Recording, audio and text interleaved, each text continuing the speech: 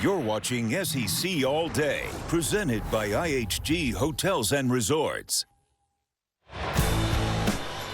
And you're watching the SEC on ABC, presented by Starbucks from Darrell K. Royal Texas Memorial Stadium. It's been a long time since Texas fans have cheered for their team here. It's the Longhorns' first game at DKR in 6 weeks.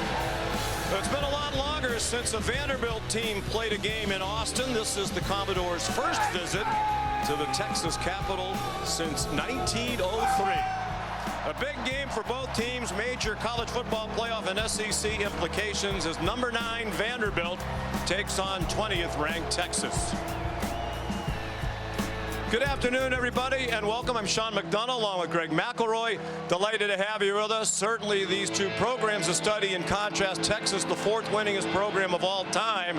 Vanderbilt has the 10th most losses in the history of FBS football, but that certainly doesn't matter this season. The quarterback's an interesting contrast as well. Arch Manning, out of the first family of American football, a top recruit, the Heisman favorite when the season started. Diego Pavia, as he said, grew up without a whole lot. A long road for him to get here, and right now he's in better shape, both as a team and in the Heisman race. Well, with Arch Manning, though, it was tough early. I mean, the first 3 games were a challenge, and after the bye week, we saw growth, we saw progress, and it culminated with his best quarter as a starter last week on the road against Mississippi State. This staff feels like the adversity he faced earlier in the season will benefit him long term, and he can pick up some of the momentum created in the 4th quarter down the stretch last week. It's for Diego Pavia. He's always been doubted, but he always makes plays. He's a young man that will never quit on a play.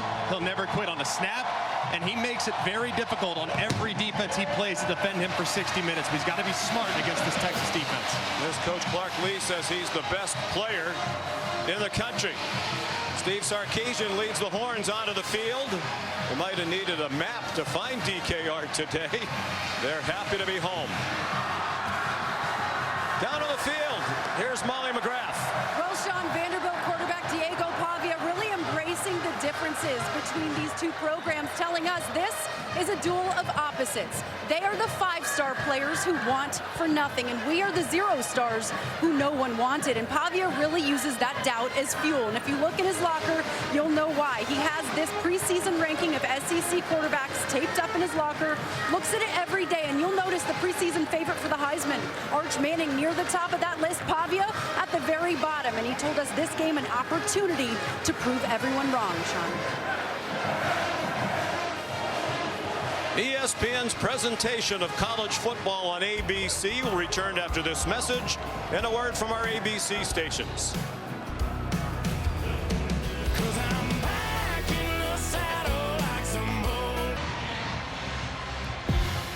There's the top 6 in the SEC entering today's play. The 2 undefeated teams in conference action, Texas A&M and Alabama, are both idle today. So as these 2 teams, Vanderbilt and Texas, go head-to-head, there'll be one fewer, one-loss team. Steve Sarkisian and the Longhorns know one more loss, and essentially their hopes of playing for a conference title and being back in the college football playoff for the 3rd year in a row are out the window. Vanderbilt won the toss and deferred. Steve Sarkisian elected to receive the opening kickoff, and it's a touchback from Brock Taylor. So here comes Texas with Arch Manning at quarterback. It was a question during the week. He left their come from behind win at Mississippi State last week in overtime, was in concussion protocol for most of the week, but cleared last night. Manning 61% completions. They've had difficulty protecting him, and they've had a running game that has really struggled. So those factors have put even more pressure on the first-year starter Manning in his 3rd year in the program, facing a very solid Vanderbilt defense. Manning comes out slinging to Ryan Wingo down the far sideline. He's going to go all the way on the first play of the game, 75 yards and a Texas touchdown.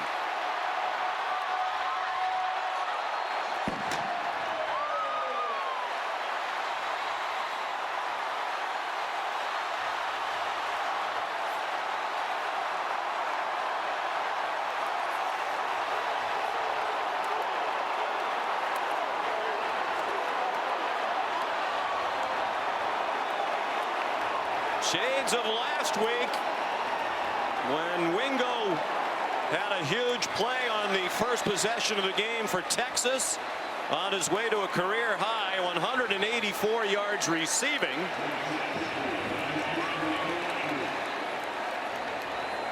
And here's Mason Shipley for the extra point.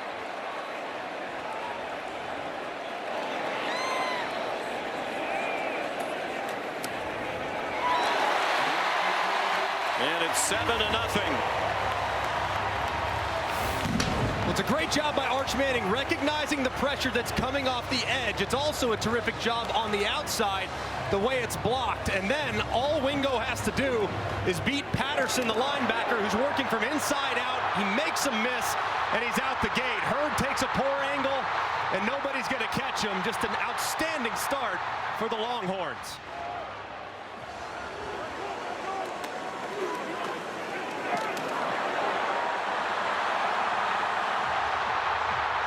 Couple of fatal missed tackles for the Vanderbilt defense. Last week in Starkville, Texas scored on an Arch Manning run less than 2 minutes into the game, which was set up on a 62-yard pass play to Wingo on a similar play down the right sideline.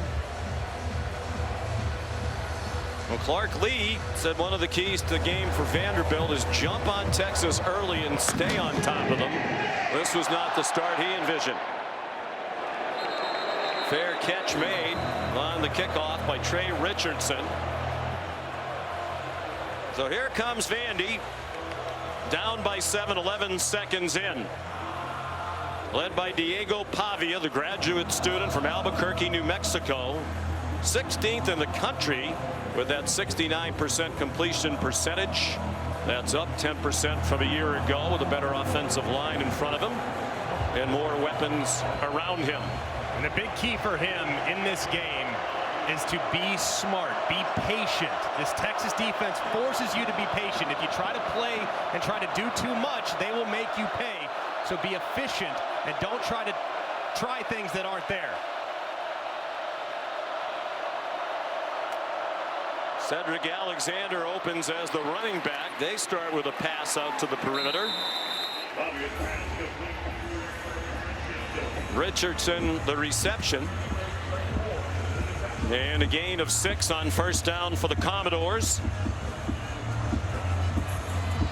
This is an elite Texas defensive front against the run.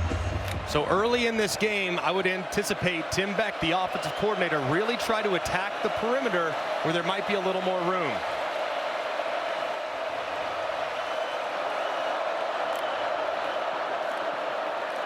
Alexander again stacked up short of the first down.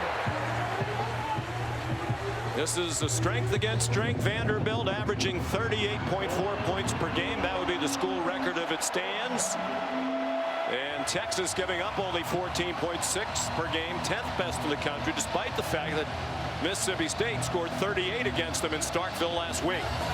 It's a great defense that excels rushing the quarterback in obvious passing situations. So a big key for Vanderbilt is to be efficient on first and second down so you can get into third and manageables like 3rd and 2.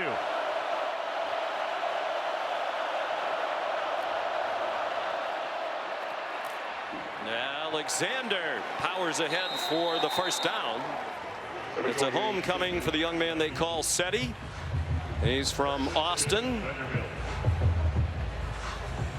Read an article in the local paper here during the week that referred to his high school career at LBJ here in Austin as legendary. And he has a lot of family members here today.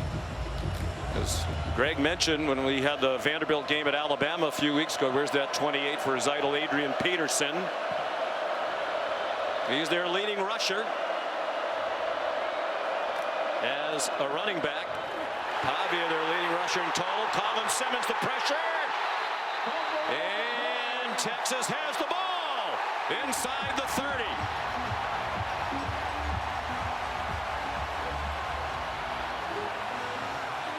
Rolling on the field is a fumble recovered by Texas. First down.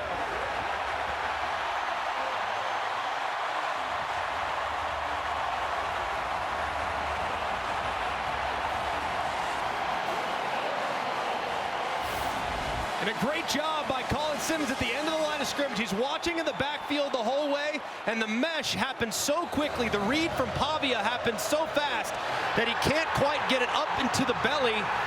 Instead, it's out away from his body where Simmons can swat it with that right arm and dislodge the football. Simmons came up with the football as well. Sophomore from Dallas. And an awful start for Vanderbilt.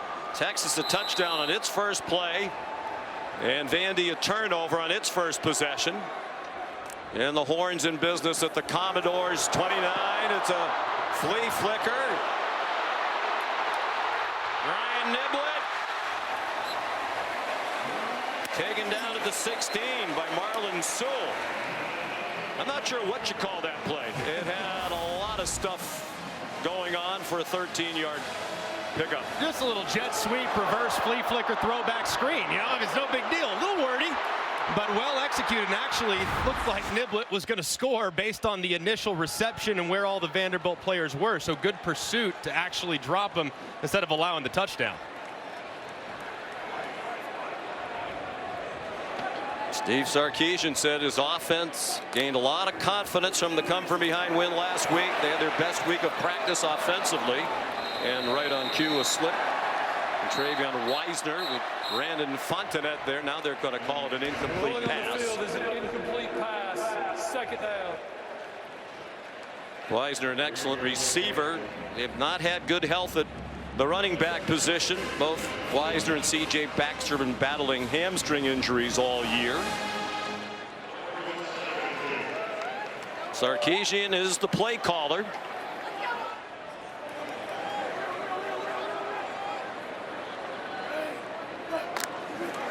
Then this play is 2nd and 10. Manning throws over the head of his intended receiver, Emmett Mosley.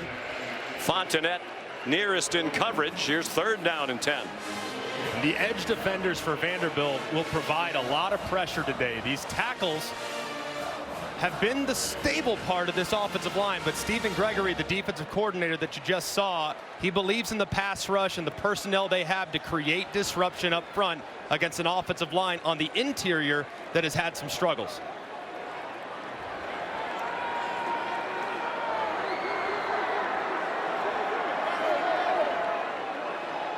They've not been good on 3rd down, just 39%. Big part of the problem, 3rd and long, and here's another one of those. They faced the most in the SEC. 3rd down and 7+. And this one's longer with the delay of game penalty. Steve Sarkisian emphasized in our meeting yesterday how this defensive staff does a great job of creating NFL looks for the offense, which means they feature personnel. They have players that are specialists at certain aspects of the game, on 3rd down, in coverage, in the slot, in the pass rush against certain matchups. So it'll be a matchup-based game, and the team that wins the matchups will have great success. Ryan Niblett moves to the hip and then continues in motion. Manning faked it to him. He's under duress, throws back across the middle dangerously in the direction of Mosley, and it falls incomplete.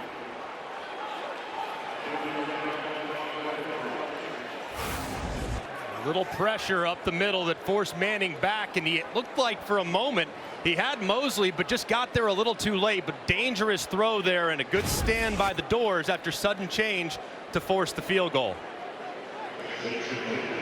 So it's Mason Shipley on to try a 39-yard field goal.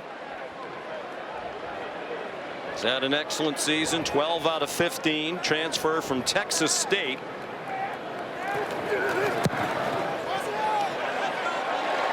And that one is good inside the right upright. Great start for Texas. Steve Sarkisian thought his team would play better on offense today. They scored on their first play from scrimmage.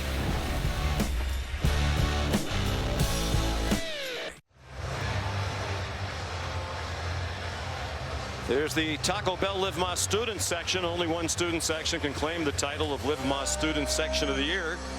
Who will take home the trophy this year? Large public university, the University of Texas at Austin, 55,000 students. They haven't had a home game here since September 20th against Sam Houston. Their game in the Red River rivalry in Dallas counted as a Texas home game. They alternate years with the tickets split. Mason Shipley to kick off. 10-0 Texas. And there'll be another fair catch made by Trey Richardson. Impact players are brought to you by Fairfield by Marriott.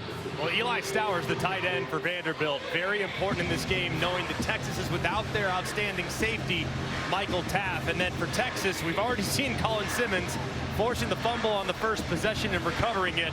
But Anthony Hill off the ball, probably the best off-the-ball linebacker in college football. Completely took over the game last week down the stretch. So those two guys can destroy your offense if you let them.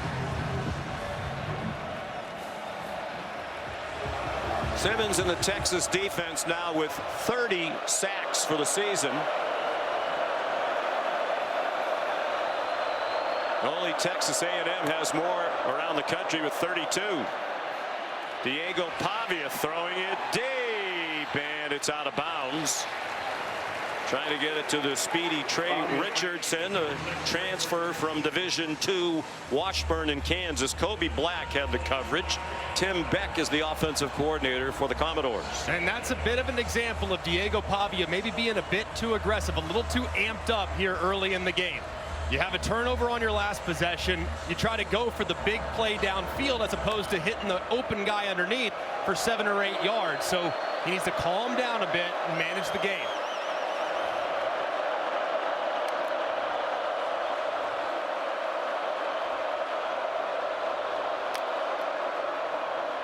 Short set, plenty of time, takes off running with some room, and a first down. Jelani McDonald made the tackle for a Texas defense playing without their outstanding safety Michael Taft today, sidelined after thumb surgery.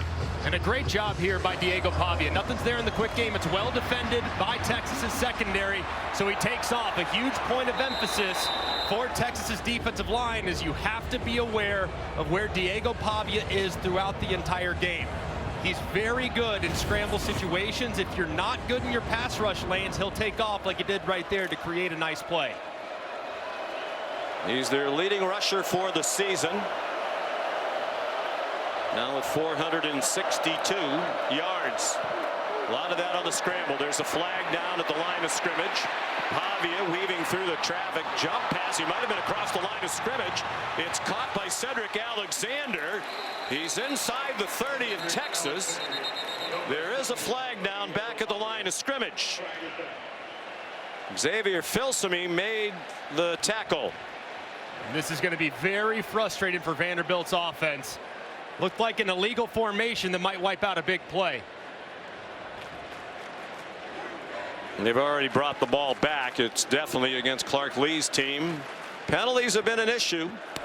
There are 2 fouls on the play, both by the offense. Illegal formation on the offense, more than 4 in the backfield. That penalty will be declined. Illegal forward pass on the offense, number 2. The passer was beyond the line of scrimmage when he threw the pass. That's a 5-yard penalty from the spot of the pass. It is a loss of down, second down.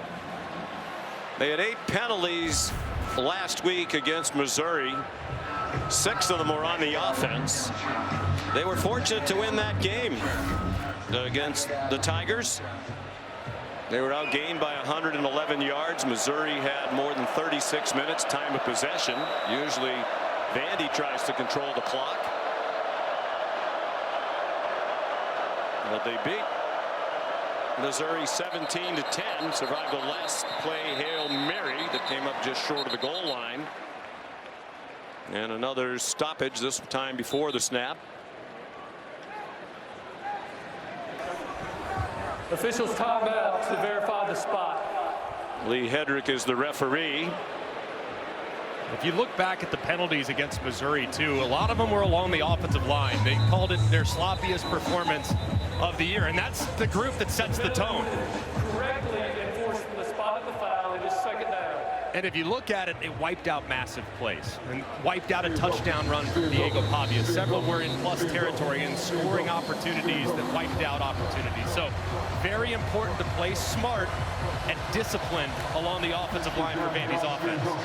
Same 5 have started every game up front for Coach Lee.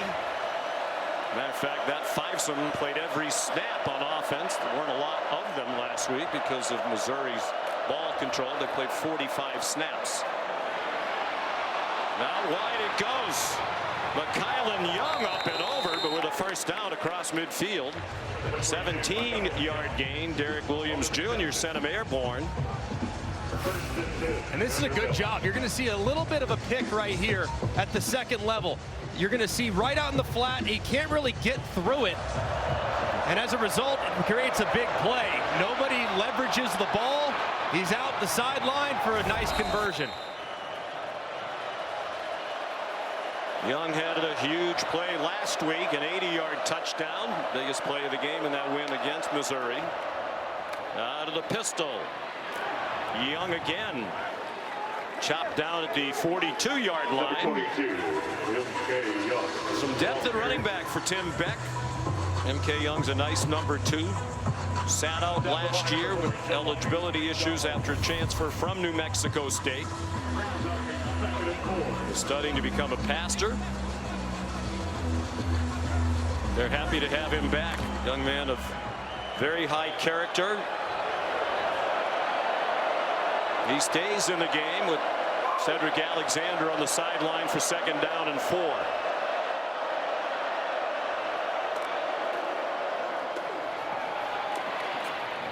Young again, knocked down just shy of the line to gain, about a yard short of it by Anthony Smith. What makes this offense so difficult to defend for Tim Beck is they create hesitation defensively. They have jet sweeps and motions, and they adjust the strength of the formation with pre-snap shifts.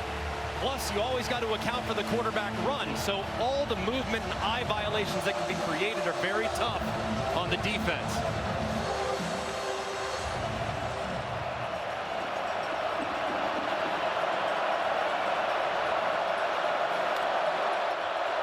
They've been an excellent 3rd down team all year, 52.5%, 9th best in the country. Large part because it's usually 3rd and short like this one. There's a flag down. Cedric Alexander back in the game, did not get to the 1st down marker. And it's a holding penalty against the Commodores.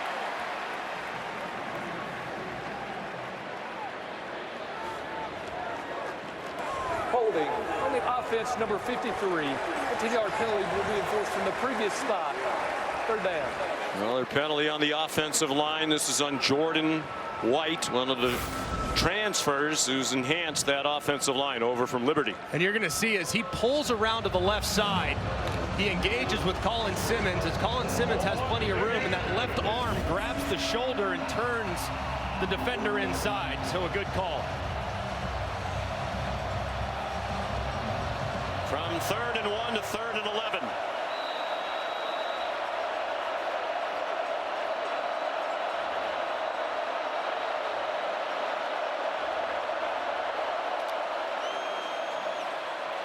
Pavia flushed by Simmons and forced to throw it away. And Simmons woofing in the face of Diego Pavia. He has been all over the Vanderbilt quarterback here in the first half of the first quarter. I think Pavia will give it right back, though, but those are the down and distances that if you're Vanderbilt, you must avoid. Texas has had 30 3rd down and 11 pluses this year. They've allowed just 1 conversion. And the very dangerous Ryan Niblett back to receive the punt from Nick Haberer. Niblett 2 punt returns for touchdowns this season, including the enormous one to tie the game in the 4th quarter at Mississippi State. Last week they were down 17 with under 10 minutes to go. He also brought one back for a score against Oklahoma. He got tackled by Jalen Lackey. 45-yard punt, 8-yard return. How do you do? 10-0 Texas early on in Austin.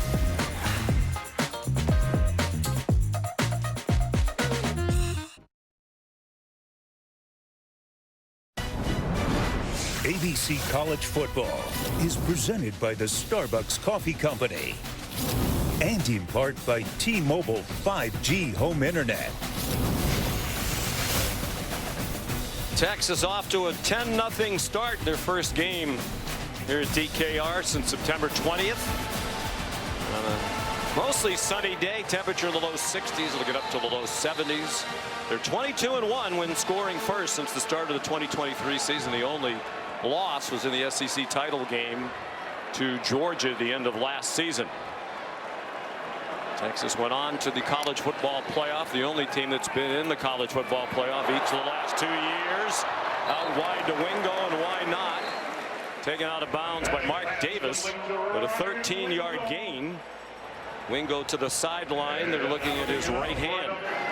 So far, he's been so good after the catch. I mean, making guys miss. That's now 2 big missed tackles by Hurd, the outstanding strong safety for the Doors, but the right hand being looked at. Now it's out to Emmett Mosley. He got hit pretty hard, stayed on his feet for an additional yard. C.J. Hurd was there with Nick Rinaldi. 6 yards for Mosley, who caught the game-winning touchdown in overtime in Starkville last week. Come from behind win that saved their season. Wisner escaped. C.J. Hurd behind the line of scrimmage. They had a chance to drop it for a loss. Instead, it goes to the 50-yard line for a 13-yard gain and a first down. That's now 3 missed tackles by Hurd, who's been so good all season in the back end for Vandy, but everything right now for Texas is going, and all of it is outside the tackles. It's all on the perimeter, attacking the Vanderbilt secondary outside, where they have had some vulnerabilities this year. Wisner again.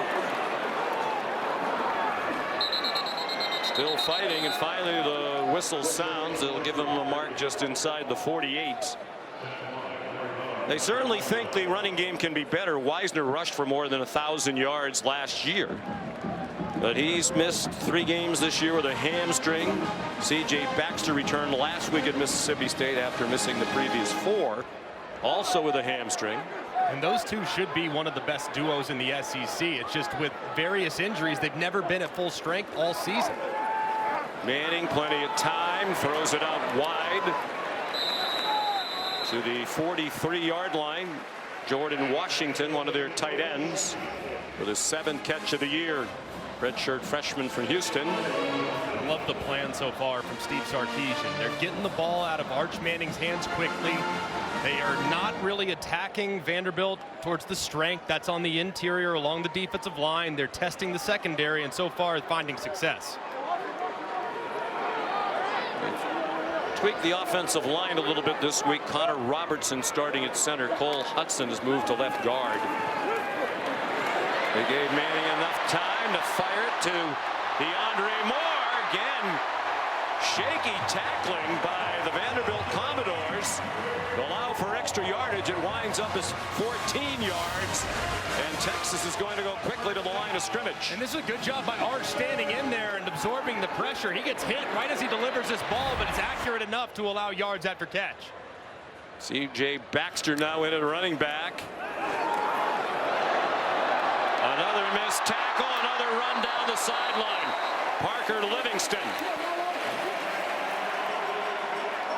An 11-yard gain. Arch Manning to his roommate Livingston, a redshirt freshman from Lucas, Texas. And it's going to be a really long game if your best players for Vanderbilt don't make plays. C.J. Hurd all season long has been one of the best defenders at safety in the SEC, and so far he's having a very difficult time tackling these Texas wide receivers and running backs.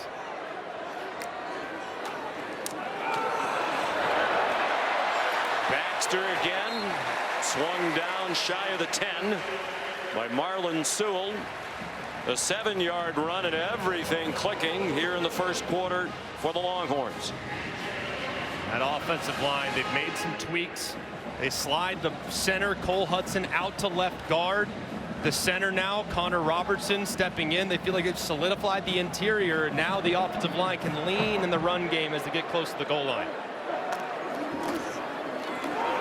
Baxter, some good push by that offensive line.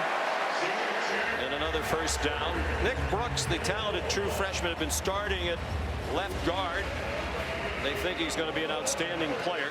But now with Hudson at left guard, a little more experience in the middle of that offensive line. Kyle Flood, who coaches the O-line, thinks the tackles have been solid all season long. And with the young player at any position, you're going to have high highs and low lows. So while with Brooks in the lineup, you might have a higher ceiling, your floor is a lot higher with Hudson at guard and Robertson at center. Manning, lots of running room should he decide to do it. Waits for somebody to get open, and it's a touchdown. C.J. Baxter.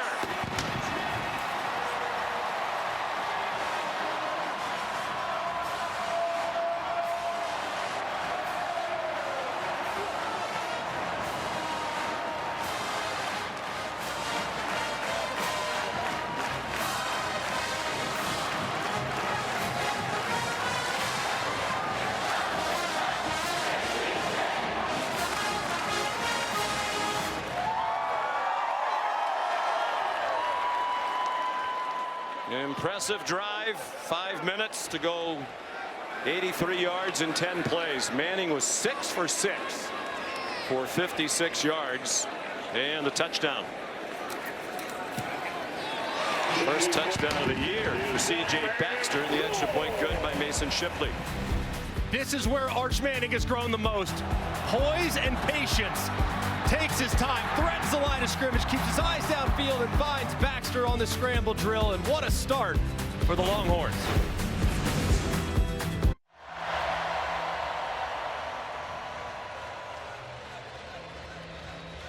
Since the start of the fourth quarter last week in Starkville, when they were down by 17 points to Mississippi State, Texas outscored their opponents 48-7, 24-7 in the fourth quarter. To force the overtime, they scored the only 7 points in the OT, and now 17-0 out of the gate today. Trey Richardson did not reach the 25. They intentionally don't kick off touchbacks, Texas, because they cover so well. An uncharted territory this season for Diego Pavia and Vanderbilt, down 17-0. And it's a real challenge with their style of attack too. They are a ball control offense that wants to shrink the game, and they're not built to erase massive deficits. They're a run-first organization, and having to resort to obvious passing situations is not advantageous against this Texas pass rush. I think there's plenty of time for them to continue to play their game. They just need to play it better. Still in the first quarter. Pavia on the run, caught far sideline. Junior Sherrill out to the 38 for a first down. Here's Molly McGrath. Well, Sean, Vanderbilt offensive line coach Chris Klinakis trying to calm his group down, pointing to those penalties and mental mistakes and lack of communication. He called them unacceptable, said we can't afford those penalties against this defensive front. We can't afford third and longs. He told them keep fighting, keep swinging, but play smarter. And Vandy's O-line very frustrated with their own play right now, guys. That was a frustration last week against Missouri. Tigers had the upper edge along the line of scrimmage. Wide open receiver Richie Hoskins, the former walk-on, now a team captain, transfer from Division III Middlebury for a 17-yard gain. And I like so far what Tim Beck has done these last couple plays.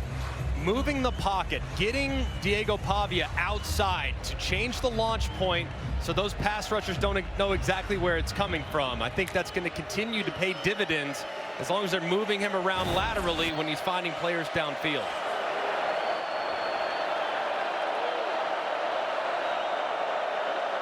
Gain of 22 on the completion to Hoskins.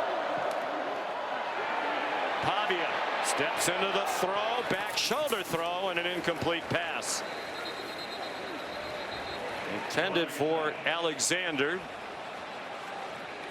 There's a flag down. Offside on the defense. Number 92 was lined up in the neutral zone. That's a 5-yard penalty from the previous spot with a replay of first down. 92 is Colton Vosick, sophomore from here in Austin, out of the high school powerhouse Westlake. Look like he's up here lined up top, and the nose of the football there on the 40-yard line. Does look like that white helmet is in the neutral zone. Seemed a little nitpicky to me. I have a feeling you can call that many times over the course of the game. Commodores need it. They're at the 35. PAVILLA. Listed at 6 feet. Realistically, he's a couple of inches shorter than that, but powerfully put together. 207 pounds. Tough guy, state champion wrestler in high school. Said that his body feels much better at this point of the season than last year. He said they expected to be in this situation, playing meaningful games in November. That's where they kind of fell off last year. They're deeper, and they've adjusted his training regimen accordingly so that he's peaking in November as opposed to earlier in the year. That's the end of the first quarter. That is the end of the first quarter. A happy return to Austin for Bevo and the Texas Longhorns. Arch Manning and company up 17-0. ESPN's presentation of college football on ABC will return after this message and a word from our ABC stations.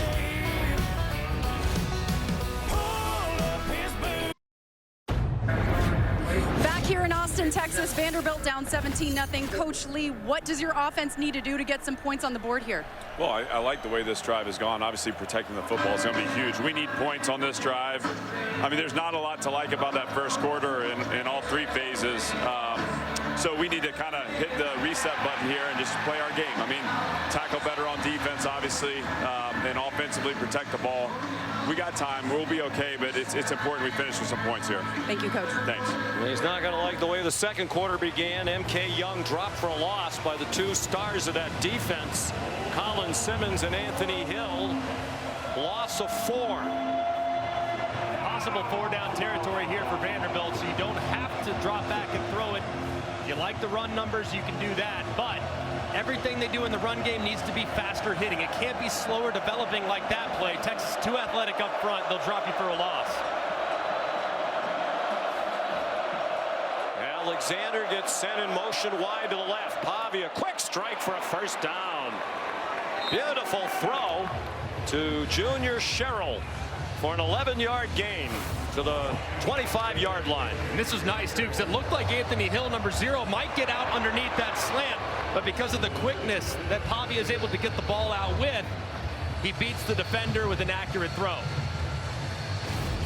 Sherrill had a good game last year against Texas in Nashville. A 3-point Longhorn win, but Sherrill had 5 catches and a touchdown against the Horns.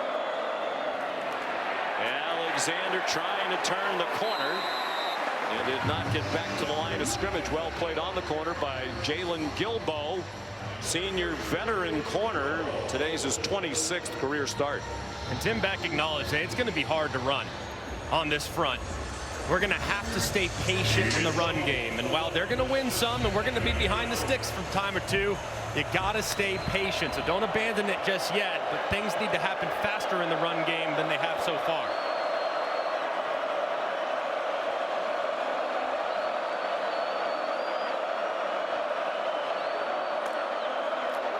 Texas trying to bring pressure up the middle. Alexander in the open field couldn't shed the defender. Brad Spence, transfer from Arkansas, part of a deep and talented Texas defense.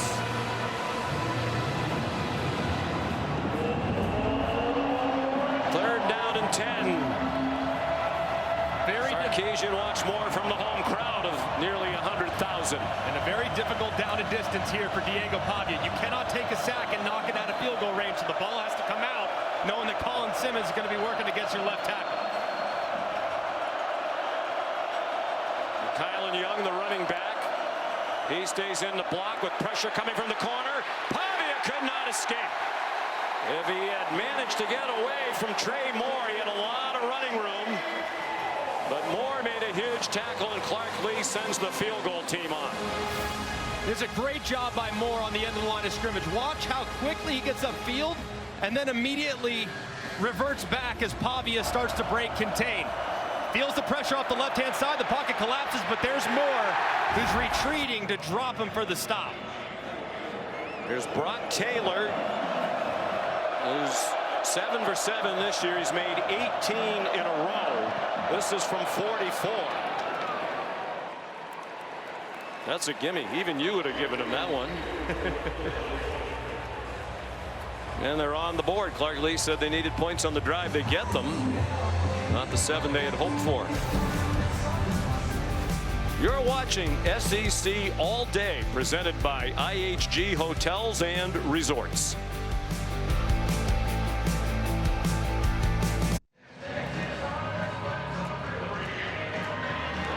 Early in the second quarter, Texas leading 17-3 against number 9 Vanderbilt. Fourth ranked versus ranked game of the season for the Commodores. They had played 9 in their entire football program history of 136 years prior to this year. A short kick fielded by Nick Townsend. Today's Unstoppable Performance is brought to you by Ram Trucks, and so far it's the missed tackles for Vanderbilt. Their defenders are in decent position from time to time. You see the pursuit, well blocked on the outside, a linebacker's in position, whiffs, and then a moment later, C.J. Hurd whiffs on the sideline, leads to a huge play. Another big miss in the backfield by Hurd. The big plays that are being created right now after the catch because of missed tackles have got to stop for this Vanderbilt defense. Did you deem that the unstoppable performance because they have not been making any stops? Usually it's the offense is unstoppable. Yes, unstoppable. Correct. With help from the defense today. Another swing pass. They've used that great success, not just today, but throughout the Sarkisian era. It's one of the hallmarks of his offense. 3-yard completion to Wisner with a flag down. Commodores were offside. Offside on the defense, lined up in the neutral zone, number 29. That's a 5-yard penalty for the previous spot. The replay, a first down. Miles Capers, the excellent defensive end, graduate student from Sumter, South Carolina, off a career-high 7 tackles in that win last week against Missouri. Highly uncharacteristic these last couple weeks from Vanderbilt. Man, they are a disciplined football team, but the last couple weeks, things have become unglued from a penalty standpoint. Wisner, first down across the 45-yard line. 8-yard gain. A little earlier, Ryan Wingo, outstanding wide receiver for the Longhorns, appears to have injured something on his right hand. You'll actually see him grab that right hand, getting it looked at now, and him being available down the stretch will be massive for this Longhorn team. Not out there. Molly McGrath says she can't even find him on the sideline. That's a big loss for the Horns. Arch Manning slides down. Took a hit from Langston Patterson. The crowd wanted a call. It was not an illegal hit. It ends up as a 4-yard gain. Of course, Arch right out of concussion protocol last night. And a good call. It was a late slide, so understandable why the fans are upset. But Arch has to also be smarter too.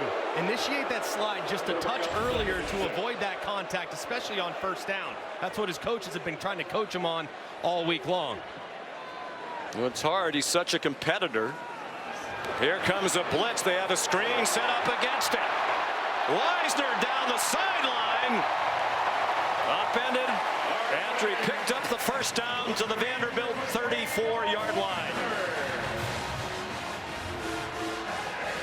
And this is such a good job by Steve Sarkisian. Look at all the Vanderbilt defenders. They all end up working a little bit this way.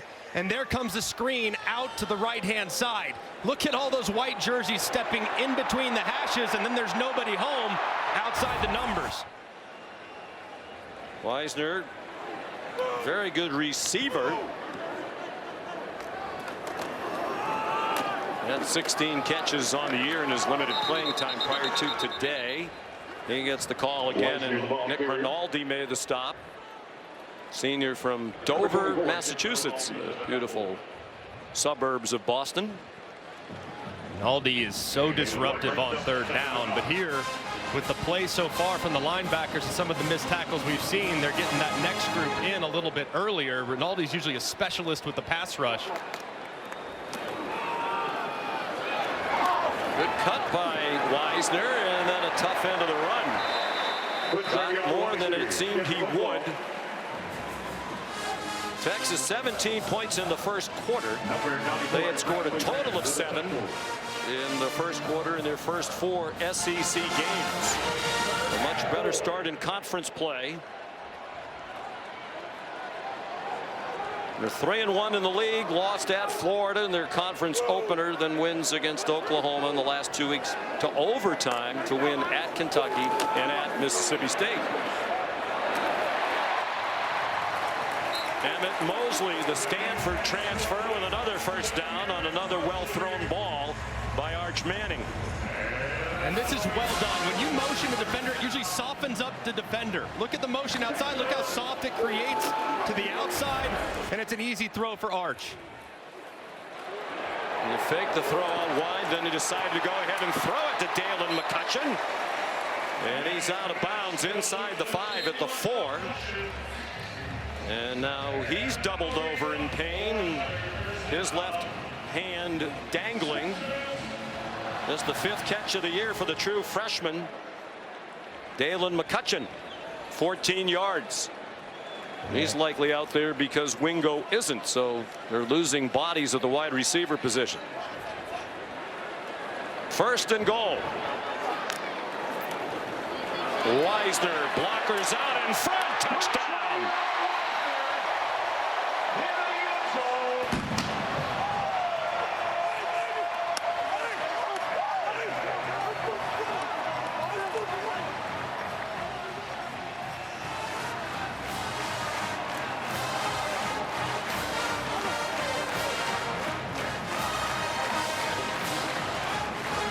Steve Sarkisian's season on life support. The 4th quarter last week in Starkville, Mississippi. They rallied to win one of the biggest comebacks in school history. And this afternoon looking very much like the team that was the preseason #1 in the country against 9th-ranked Vanderbilt.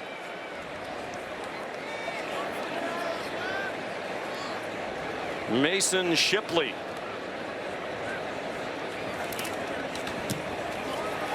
Adds the extra point. They answer the Commodore field goal with a touchdown. And this time it's Quintravian Wisner, perfectly blocked up front. Somersaults over the goal line, and a dream start offensively for the Horns.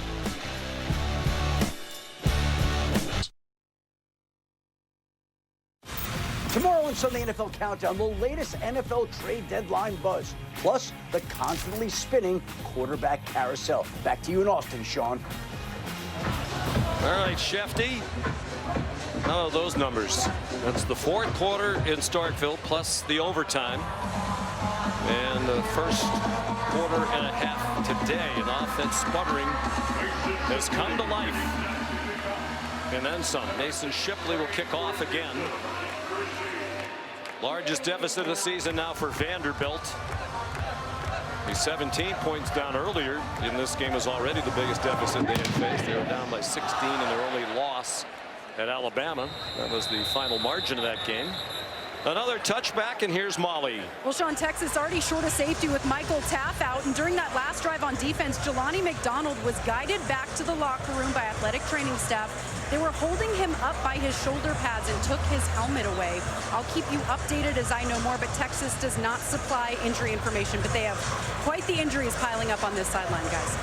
Already without Michael Taff, who was Pete Kwiatkowski's leading tackler prior to last week, when he did not play against Mississippi State, had surgery on that thumb. He practiced this week. He was questionable until last night. And not in there today. They haven't needed him so far. 7 minutes to go in the half. A lot of work for Pavia and the Commodores to do. It starts with a 15-yard play to Trey Richardson. Kobe Black on the tackle for the Texas defense. I think this drive, not just to get points, but to give their defense a time to, on the sideline, to just collect themselves a bit. So far, the defense has no answers for what Texas is presenting to them. So this drive, massive, not just to close the gap, but also to allow time to burn some chalk on the sideline.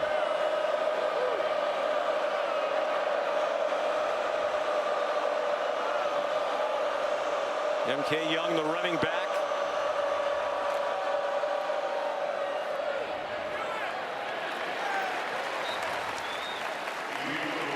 Pavia ahead for 2. Clark Lee's team now number 9 in the country. His first 3 years, 9-27, 14-7 since. But Diego Pavia, quarterback. The number 9 ranking, their highest since 1937 when they were number 7. That was just the second year of the AP poll. 7-1 for the first time since 1941. 3 wins already this year against ranked teams, most in a single season in program history. But obviously not going well today in Austin. Pavia had some time, ran out of it, takes the check down. Young swung across the sideline by Grayson Littleton, the true freshman 4-star recruit out of Wiregrass Ranch High School in the Tampa area. Stopped that play for a 6-yard gain. 3rd down and 2. Given the way things have gone so far for Vanderbilt, I don't love to be thinking this way this early, but it's almost maybe 4-down territory even from this down and distance on your side of the 50. So you can't get it. You might have another one if you're Tim Beck.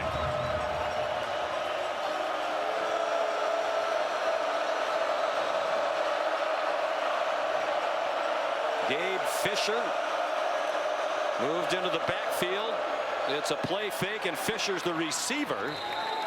That's his first catch of the year for the junior from Nashville, playing for his hometown university. And that's a good call. When Fisher comes in the game, I mean, it's 100% run for the most part, right behind him. Said they fake it behind him, slip him out in the flat for a good conversion. Out of Montgomery Bell Academy in Nashville, school's produced a lot of fine football players.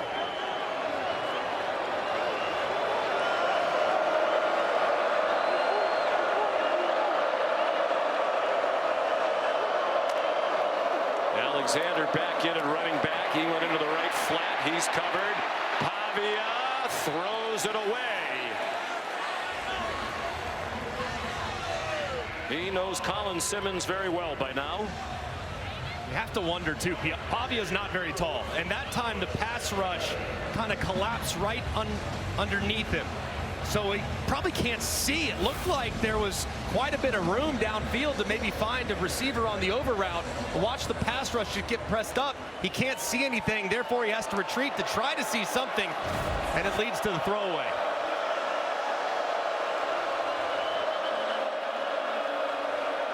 Nearing 4 minutes to go in the half. Full complement of 3 timeouts for each team. Design rollout away from that pressure for Pavia. Good run after the catch.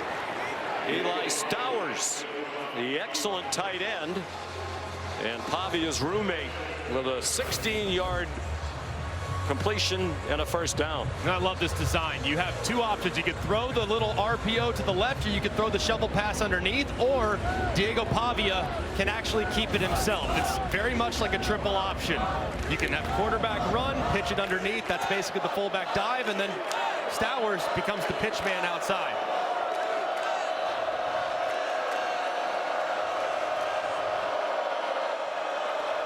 Out of the pistol. MK Young trying to find a hole. Slides down to the 27-yard line. Anthony Hill at the bottom of the pile, as he so often is for the Longhorns, their leading tackler. And for all the attention, all that scoring they did late in the game last week in Starkville to rally and win, the defense had to keep getting stop after stop, and Hill put on an unbelievable performance at the end of that game. Determined almost all by himself to get the ball back. It might have been the best 17 snaps of football I've seen by a linebacker since I've been in this profession. He completely dominated. And 3.5 tackles for a loss against Mississippi State. Here comes a blitz. Pavia, high throw under duress. Malik Muhammad came on a corner blitz, and Pavia was well aware of it. And he just goes right around, and they clearly had some type of issue because he comes from the second level. The tackle slides inside. Pavia recognizes it immediately, and he has to throw it away. Saw the Texas defenders pointing at the left tackle. Looked like he came out of his stance early. There was no flag. 3rd down and 8. It's looking like man coverage from Texas. So, man, you want to be looking at Stowers, your tight end, who's lined up at number 3 in the slot up top. Pavia in trouble. Still in trouble.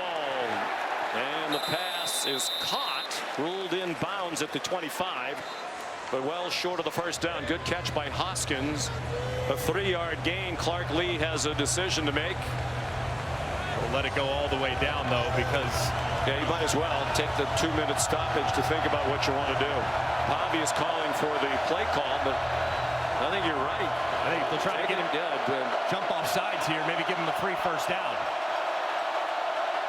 I'm surprised the coaches didn't tell him to wait for the 2-minute stoppage. It doesn't matter. We're there. 2-minute timeout. You know, the way Texas is going up and down the field, you want to leave as little time as possible for them. Critical 4th down coming up when we come back. You're watching the SEC on ABC, presented by Starbucks.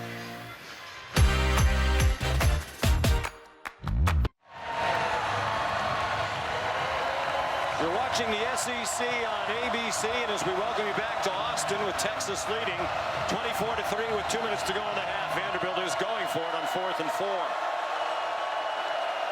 Against a Texas defense that's been tremendous on 4th down. Best in the conference, 4th best in the country. Motion Stowers down and work him. Pavia. Caught. 1st down. It is Stowers.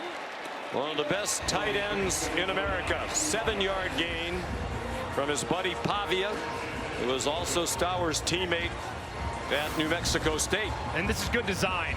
You motion Stowers down, get him to kind of run in the vapor trail of the guy that's at the point, so you create a bit of a stack. It makes it very difficult for Williams, the safety, to get through that traffic. It's an easy pitch and catch. Touchdown here would be enormous for Pavia and the Doors. They will get the ball first to begin the second half. All kinds of trickery. They're not fooled. And Pavia's taken down again. Anthony Hill this time. The 3rd Texas sack. And this is impossible here. You have one of the best linebackers in America working against a pulling guard who's all of a sudden becomes your right tackle. Everything right now for Vanderbilt is taking too long. This is too athletic of a defensive front 7. So the misdirection, slow playing it is not going to work against a group that can just overwhelm your front.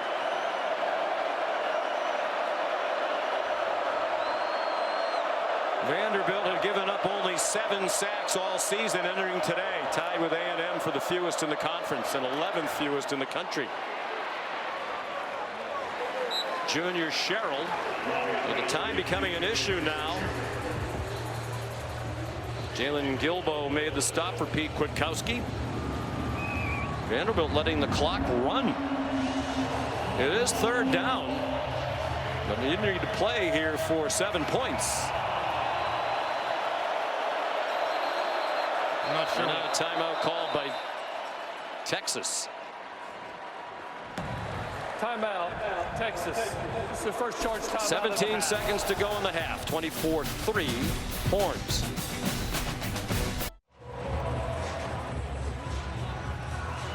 Stay tuned for the Capital One halftime report. Kevin Negandhi and Joey Galloway standing by. Ohio State hosting Penn State today. Miami playing an important game in the ACC just up the road in Dallas against SMU. Details on those games and all the rest of the day's action in just a matter of seconds. 17 left in the half. 3rd down and 10 for Diego Pavia and Vanderbilt. In dire need of 7. They don't do anything here. Probably looking at another field goal try.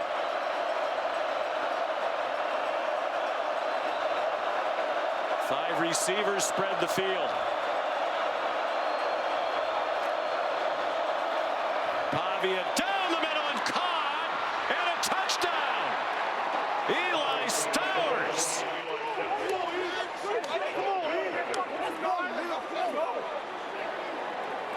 What a drive by the Commodores. 75 yards in just under 7 minutes. And an 18-yard touchdown. Pavia to his great friend Stowers on the 13th play of the drive.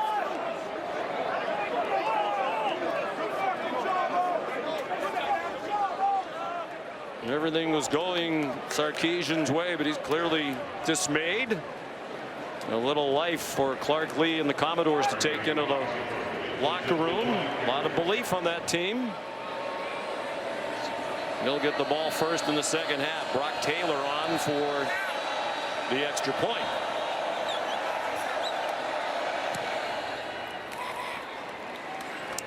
And all of a sudden, it's gotten very quiet for the crowd of 100,000 plus here in Austin. And this is just really poorly lined up initially. If you look at T'Anthony Smith, he's shaded to the two-man side, which look at all the space you have between him and the next closest underneath defender. I mean, Stowers can work right up the middle. Pavia does a good job of acknowledging how much space there is, gets it out really quickly, hits Stowers, who does a great job after the catch. That was just poor alignment in the pre-snap, which is probably a big reason why Sarkisian was so frustrated on the sideline. Talked about the interesting history of these programs of the quarterbacks, and it's quite a past and present that Diego Pavia and Eli Stowers have together. Mentioned Pavia not highly recruited out of high school, had to go to junior college. Stowers, on the other hand, was a four-star quarterback out of Denton Guyer here in Texas. Went to Texas A&M for a couple of years, didn't get on the field. 5 games as a backup quarterback, transferred to New Mexico State. Pavia wound up becoming the quarterback. Stowers became a tight end. They competed against each other. They weren't always that close, but they have become inseparable. And now they combine on a huge touchdown. Stowers might well be a first-round tight end in the next NFL draft. And he's great. He reminds me so much of Evan Ingram from Ole Miss several years ago, and has had a nice career in the NFL. He's not your traditional tight end. He's really kind of a jumbo slot, but he is very effective catching the ball, has great feel for space with his quarterback background, and is very athletic and tough to defend. Deeply religious as well, and he's had a big impact on Diego Pavia in terms of the development of the quarterback's faith. Time for another play for Texas. Going down quickly is Mosley. He's at the 46-yard line. Shipley does have a big leg. He kicked a 60-yarder for Texas State. That was indoors at NRG Stadium in Houston when he kicked for Texas State. They also have enough time for a Hail Mary if they want to try that. After a 15-yard completion, Manning's 10 for his last 10. SEC All Day presented by IHG continues on ABC when we're finished here. Number 5, Georgia and Florida. They renew one of the great rivalries in college football. 45 straight wins against unranked teams for Georgia. And then tonight, a couple of top 18 teams. Number 18 Oklahoma, 14th ranked Tennessee from Knoxville. A great slate of games here in the SEC, like it always is. Just keep it locked in here on ABC all throughout the day. And here, Hail Mary opportunity. Remember last week, Vanderbilt didn't play it well. It was caught by Missouri, so watch for Texas to try to snap. Timeout, Vanderbilt. Probably reminded them, This hey, is their first charge timeout of the half. This will be a 30-second timeout. Timer, please reset the game clock to 3 seconds. 3. for Clark Lee, going to remind them of Hail Mary operation, the chase man, and everybody just knocked the ball down. And I would imagine Texas getting their length on the field. Parker Livingston at 6'4", and as many tall receivers as they can get to go up and win a jump ball. Brian Wingo has returned to their bench area with a obvious right hand injury. He has not returned to the game. Got the last play of the game last week in Nashville. Missouri threw a Hail Mary that was caught about 6 inches short of the goal line. Would have tied the game if they had kicked the extra point. Clark-Lee was not happy with the way his team played that. And you have the history of Vanderbilt. You're not going to apologize for ugly wins. They're all good. Manning might have thrown it too far. He did. Out of the back of the end zone.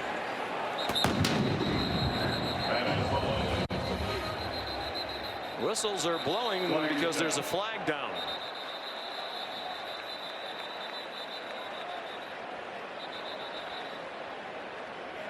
I remember one time I threw a Hail Mary out of the back of the end zone. My offensive coordinator told me, how many minuses can you fit in that box? When grading the film the next day, I said, a lot. I think I fit 37 minuses, and that's how many minuses I got for throwing a Hail Mary out of the back of the end zone, not giving us a chance. I wonder if Sark will make the same play tomorrow.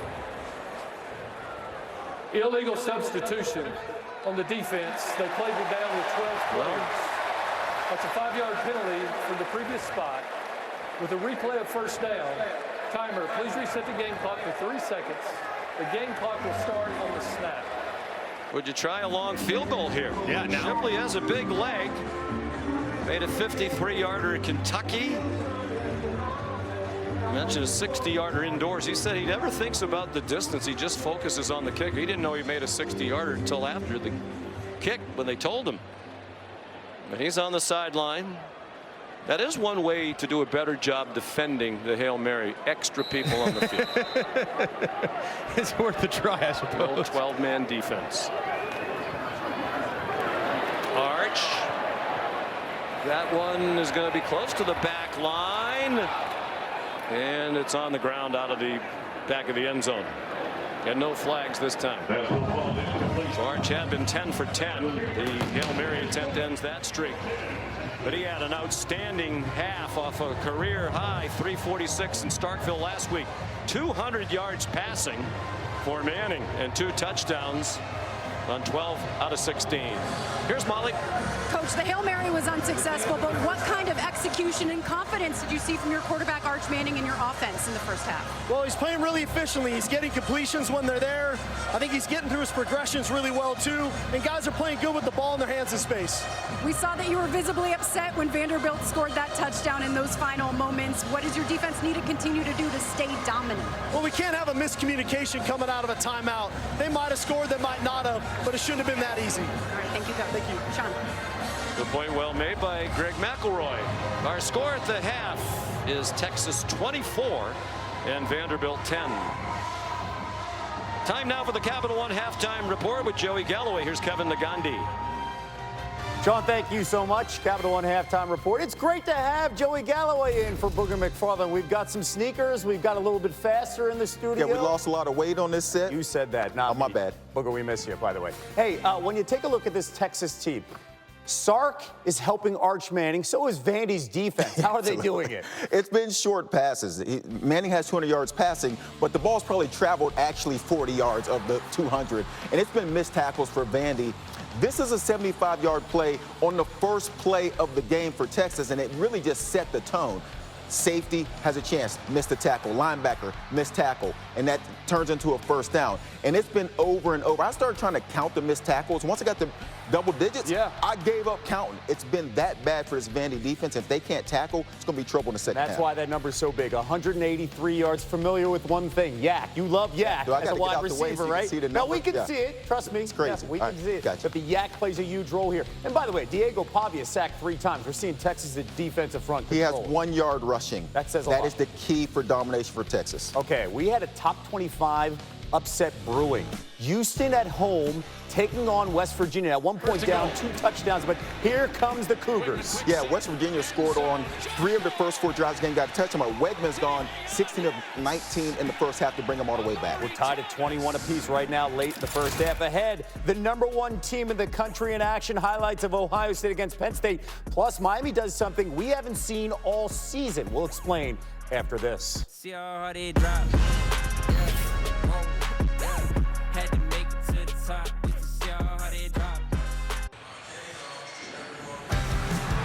You're watching the SEC on ABC, presented by Starbucks.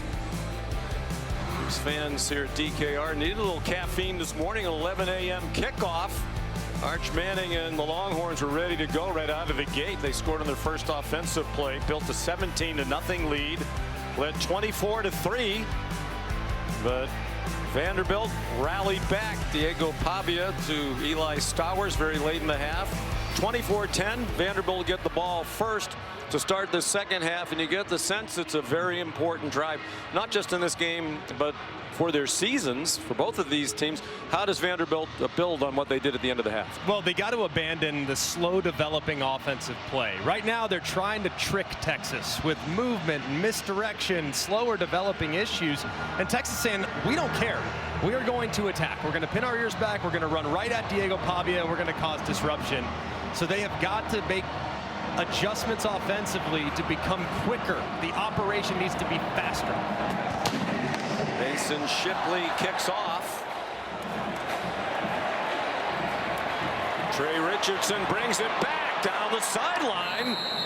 They'll have good field position to start this important drive after a 33-yard kickoff return. Let's take a look at who's bringing the heat, brought to you by Sonic, and it's the Texas defense. I referenced it. They're disregarding all the motion and movement. They're just pinning their ears back and going right at Diego Pavia, and it's forcing Diego Pavia's decision-making to happen much quicker. And then when they try to get too aggressive, they've still been disciplined enough to go back and capture the rush. So very, very important for everything moving forward in this game that Pavia and this Vanderbilt offense get the ball out faster against this pass rush. Manning 200 yards passing. Wingo had the touchdown on the first play, but then left with an injured hand. 3 sacks, the most Pavia's been sacked in a game this season, and matching the most in his 2 years in Nashville. That was a long throw, didn't have a lot on it, still should have been caught by Trey Richardson. Here's Molly. Well, Vanderbilt head coach Clark Lee was really positive at halftime. He said he liked the way that they finished the half offensively. He said we sustained pressures better, and they want to take that momentum, that confidence into this first offensive possession. And he told his quarterback, Diego Pavia, be yourself. He said he's the kind of guy you want on your side down 2 scores. We have the confidence and the playmakers to get back in this. Sean? As Clark Lee said, there are very few players in the country who can take over a game. Pavia has done that. Hard to do against a talented defense like this. Here comes Simmons again. Pavia on target, and the ball comes out. Eli Stowers couldn't hang on, so a couple of passes, both of which could have been caught. Neither one of them was. And this is a well-thrown ball inside. This is one that Stowers needs to bring in his tight coverage, but he's got him walled off. And a really good receiving tight end should make that catch for his quarterback. It's such an important drive to begin it with 2 drop passes in a row. And the Doors hope that's not a harbinger of things to come. For Vandy grad Clark Lee. Wow. The bottom of your screen, contact between the receiver and Warren Roberson, the defensive back. On the defense, number 24 with contact. 5-yard penalty. Makes 3rd down. And so what are you doing? Why? I mean, it doesn't make sense. I mean, watch the ball. He tries to jam the receiver, but yes, I mean, a difference in this defense between a 3rd and 10 and a 3rd and 5 is enormous. Now, you can't just pin your ears back and rush the passer with relentless pursuit, because a quarterback run could easily pick up the first down. Yeah, you know, you want some contact, but usually after the ball is snapped. So a big penalty on Roberson. Cuts the 3rd down distance in half. Pavia tried to escape and could not. Brad Spence there again for the Longhorn defense. There is a flag down. It's against Vanderbilt. They're going to turn that down. Holding on the offense, number 55. Penalty has been declined. It's 4th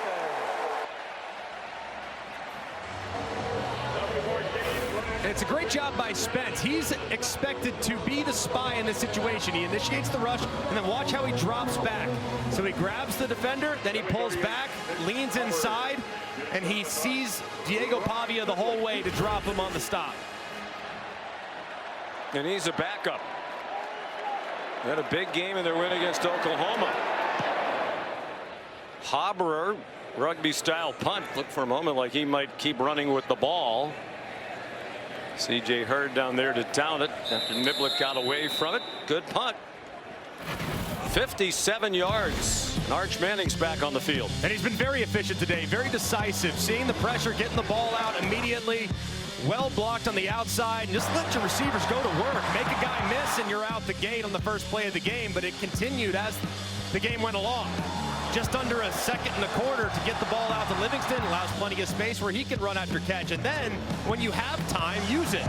He moves, threatens the line of scrimmage, keeps his eyes downfield, and throws a strike to Baxter for a touchdown. This has been a really clean half of football from Arch Manning. We asked Steve Sarkisian yesterday to describe the season that Arch Manning's had. He said growth. And that's been in evidence late last week and again here today.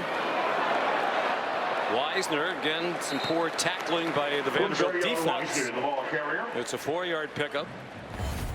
Steve Sarkisian said he thinks the struggles that Arch had early in the year, that the offense has had, will be good for him down the road. You know, both in terms of football, Greg, in terms of life. He said, you know, here's a young man born into a great family. Take away the football part, just great people throughout the Manning clan. He's had a wonderful life. So you know, to have to deal with some adversity and handle it well and rally back the way he is, it's a valuable experience. Very much so. And to have that experience now, still with everything to play for right in front of you, knowing that you can take the absolute heat that he's taken and bounce back says a lot. On 3rd down and 4. On target, Manning again. And at Mosley to the 31. That's what they had in mind. What they expected from the start of the year from Manning in this offense. And watch how he scans the field. Starts his eyes to the right, doesn't like it, gets all the way back and finds the receiver breaking free. Better protection than he's been given for a lot of the year as well. Wisner driven back. Running game still not prolific, but they've had their moments today. Steve Sarkisian said if we could just rush for 125 yards, that would make me happy. They are not anywhere near that yet. 54 yards today. And we knew that the path of least resistance against Vanderbilt would be on the outside, to be in the passing game against a secondary that have had some ups and downs, but keeping them honest with the run game is important, especially with a lead closing out the game as well. So the run game's got to get going in the second half. Manning open receiver, Livingston. Step past the marker, first down.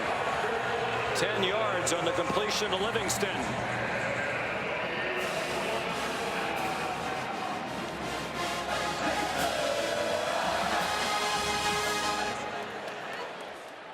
Arch Manning was the preseason favorite, and that even seems silly to start predicting the Heisman Trophy race before the season starts.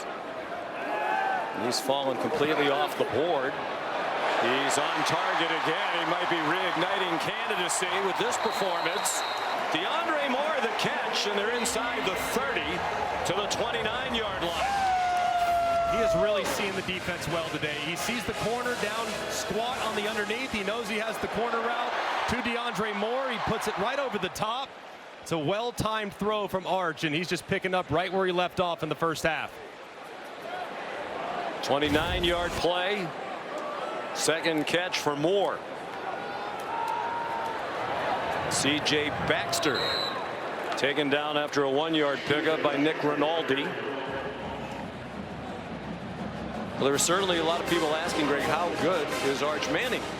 Some were wondering, was he overrated, overhyped? He's very talented. And I think that's what, he's the most scrutinized high school athlete ever. No matter what you say, nobody has been operating under the microscope more than him this season. And I think he's really, since the Florida game, played very, very well. Now, the Kentucky game, there were a couple misses, but still a young player early in his development. 8-2 is the Texas starter. Steps into the throw and off the hands of Livingston. He put one hand up in the traffic. C.J. Hurd had the coverage. Pretty well thrown ball there too. That was pretty well defended in a tight window that Arch had to negotiate around, and it was well thrown. Probably should have been caught if you put two hands up.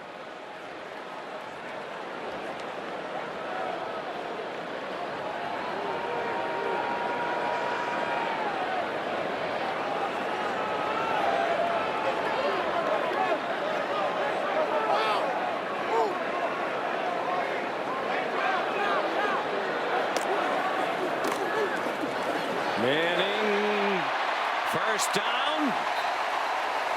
Jack Endry's the tight end. Transfer from Cal. Outstanding receiving threat at the tight end position for a first down with 17 yards. And it's a great job by Arch seeing the pressure and throwing into it. Sometimes quarterbacks, when they see the pressure, they eyes and their body works away. That time he attacks where the defense is vacating from. There's plenty of space for Endrys, who turns upfield for the conversion. Manning has completed passes to 10 different receivers on 17 completions. And they've been without their leading receiver for the year, Wingo, for a lot of the game. Here's Endrys again, chopped down by C.J. Hurd. Zagalin might have saved a touchdown. Stopped it for a 5-yard gain. It's in the spot on the field right here, 6-yard line. This is where the onus goes to the offensive line. The passing game has gotten you here. Now you got to finish the drive, something that Texas has at times struggled with the last couple of years. Inside the 10, inside the 5, you got to be able to run it into the end zone when the field condenses.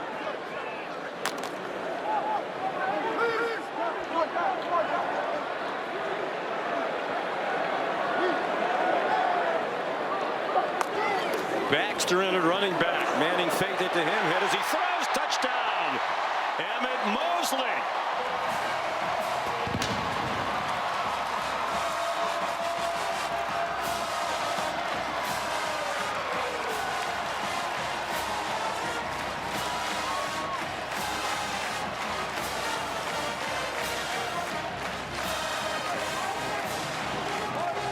A 93-yard drive ends with Manning's third touchdown throw of the afternoon.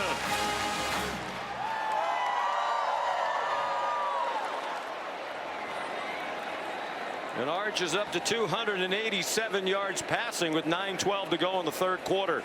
Perhaps on his way to another career high. Mason Shipley the extra point. That's the way you take control of the game. You let Vandy climb back in it at the end of half. You force a 3 and out. And their quarterback leads a 93-yard drive in 5 minutes to extend your lead on a perfect throw. And Steve Sarkisian, he's got Arch Manning playing like his uncles after all.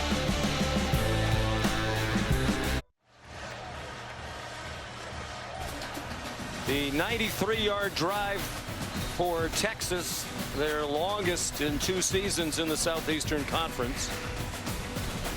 And they're back up by 21. 9:12 to go in the third quarter here in Austin. Sean McDonough, Greg McElroy, and Molly McGrath. And Trey Richardson, a fair catch of the Shipley kickoff. This is an RPO, but this play takes a ton of courage from the quarterback. You know it's all-out pressure. You're going to get hit. Do you want to hand it off or you want to throw a touchdown? You know you're going to get crushed. Arch Manning says, you know what, forget about it. I'll take the hit, but I'm going to hang in there and I'm going to deliver a strike. That is courage on display from the quarterback. Outstanding throw and execution to punctuate that drive.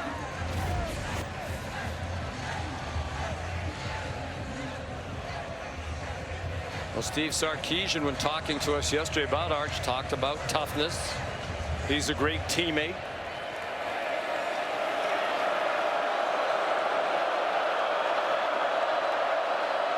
Vanderbilt's second possession. First one started with a couple of drop passes. Cedric Alexander gets 4. Here's Molly. Well, Sean, because of that hit on the touchdown, quarterback Arch Manning was approached by athletic training staff, and he pointed to the side of his neck, tested the mobility of his neck, and said, I'm fine. His right arm is a bit scraped up. He's getting beat up out there, but as you said, Sark said he's a tough guy, but he's definitely feeling it today, Sean. Well, it's back-to-back excellent performances.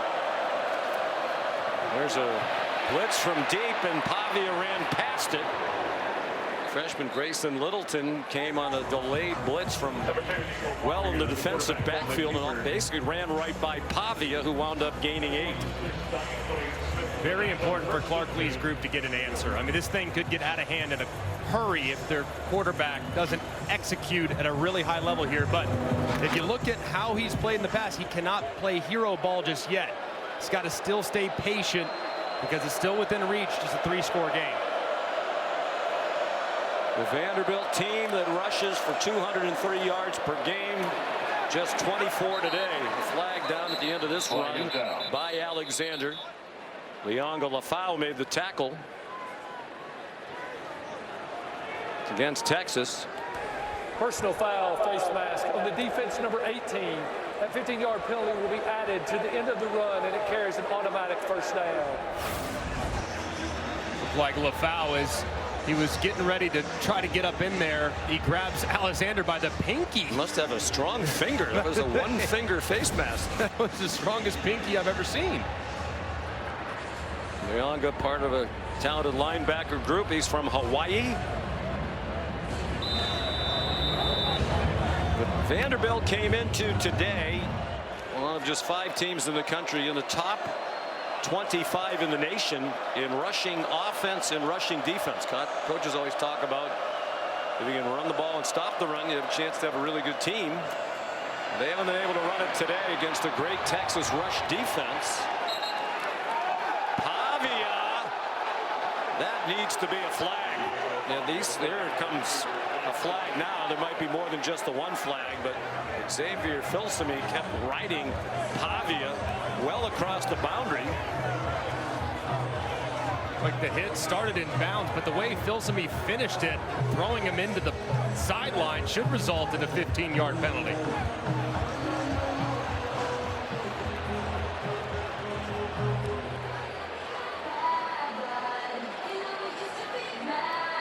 And right here, it's fine, it's dead, but this right here, the extra aggression, completely unnecessary.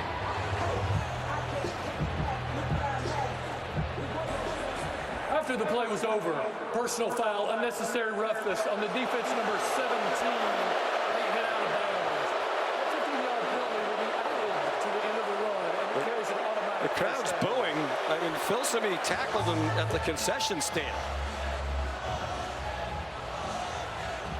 I think the crowd might be saying it looked like Pavia kind of pulled Filsaime down, and the former state champion wrestler does yank him down. Yeah, it did look like Pavia's right arm did get behind the Texas defender Filsaime, so I can understand a little bit what they saw.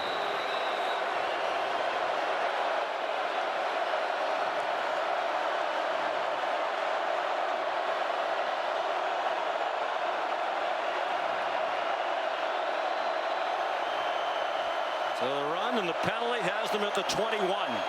More than midway through the third quarter. Pavia has a man open. He threw it over the head of Junior Sherrill, who got behind Malik Muhammad in coverage. Just a bad miss here by Diego Pavia. I mean, you get a guy open, he's behind the defense, and you throw it out of bounds. I mean, give the guy a chance at the back pylon. When you have a vertical route, that's where you're throwing it. Every quarterback puts a bucket back there, trash can back there. You want to drop it there in that backyard. That time he overthrows him, and it's incomplete. Diego's mom, Antoinette.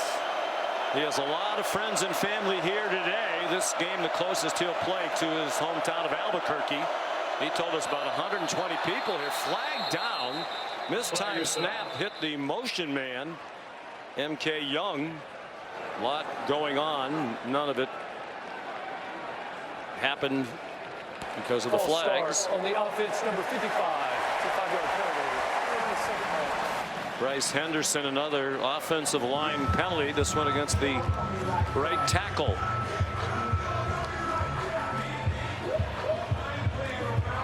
Clark Lee said after the subpar performance by his O-line last week against Missouri, we can't win in this league if our offensive line doesn't play at a high level. They were fortunate to win last week. Well, they haven't played well again today, admittedly against one of the best defenses in the country. Yeah, that's the group that sets the tone, and especially here in the red area, right on the fringe area of the red zone. That's where they made the mistakes last week that cost them yards and points.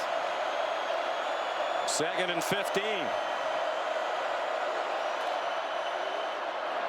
4-man rush. Pavia floated it out to Richie Hoskins. And be nice. The flag was coming if the body slam came, but Anthony Hill placed him back down.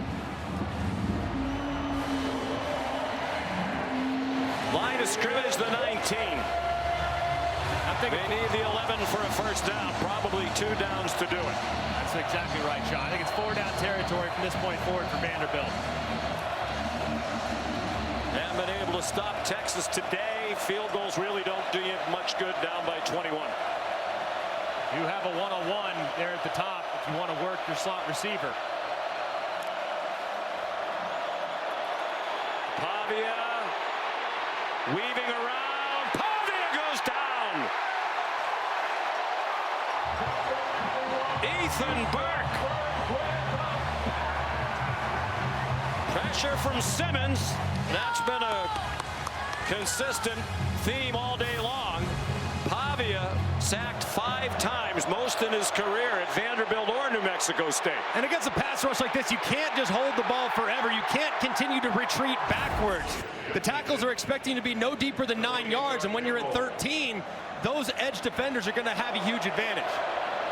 Now with 19 yards to go, they will try the field goal. Brock Taylor, and it's been that kind of a day. His streak of 19 straight field goals is over as he misses from 48 yards. And that kind of a day all day. Missed tackles, dropped passes, penalties. And the sack's a huge problem. The O-line subpar again today. It adds up to a 31-10 Texas lead. You're watching SEC All Day. Presented by HG Hotels and Resorts. And now I live it. Ain't it ABC College Football, presented by Starbucks, is brought to you by Ram Trucks, official sponsor of the College Football Playoff. Nothing stops Ram. For 20 years, All-State celebrated every field goal and extra point made by participating universities. They donate to the university's athletic scholarship fund, supporting all student athletes. Thank you, All-State. DeAndre Moore couldn't handle the pass from Arch Manning. Now 18 for his last 20. There's the information about the field goal nets. It hasn't changed. Missed a chance for some money to Brock Taylor. He hadn't missed one since a year ago, September. More than 13 months, but he missed from 48 yards.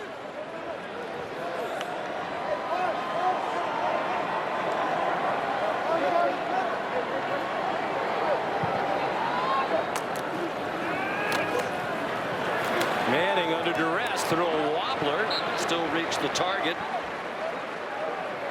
Emmett Mosley for a 4-yard gain. Nice pickup for Texas out of the transfer portal from Stanford, where he had 48 catches last year as a true freshman, the Cardinal freshman record. His return from injury has kind of opened things up. You now have another weapon that can catch and run, and this group at wide receiver, they expect to be a real strength coming into the year. They had some growing pains, but they're starting to play their best football here in November. Still trying to get their timing down with Arch Manning as the starter. It seems like that process is going well. They brought some pressure. They hit Manning as he threw, and it's too long for Mosley. Now there is a flag down. Pass interference on the defense, number 4. 15-yard penalty will be enforced from the previous spot, and it carries an automatic first down. It's on Martell Height. Yeah, that qualifies as holding. Amazing that the protection against an all-out pressure was able to hold up enough to create that double move opportunity, and probably a good penalty, because if you don't grab him, he's out the gate for a touchdown.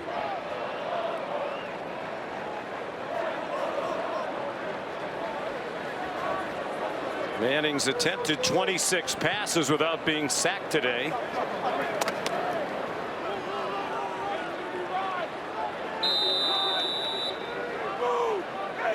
Couple of changes along the offensive line today seem to have worked out well for Sarkisian.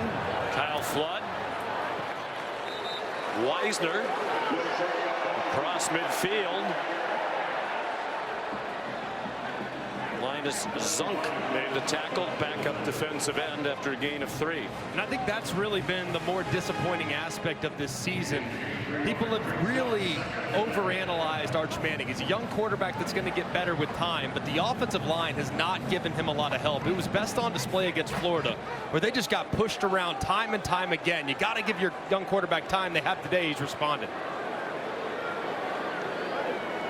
Ryan Niblick goes in motion. Weisner, nice cut. First down. C.J. Hurd made the tackle at the 35-yard line of Vanderbilt. And the Horns are on the move again. 13 on that run. And this is the Quatravian Weisner we expected to see this year. He is so sudden. Boom, right there. Puts that right foot in the ground and makes that guy miss. He is so tough in the open field and in short area quickness stuff, man. He's as quick as you'll find in the SEC.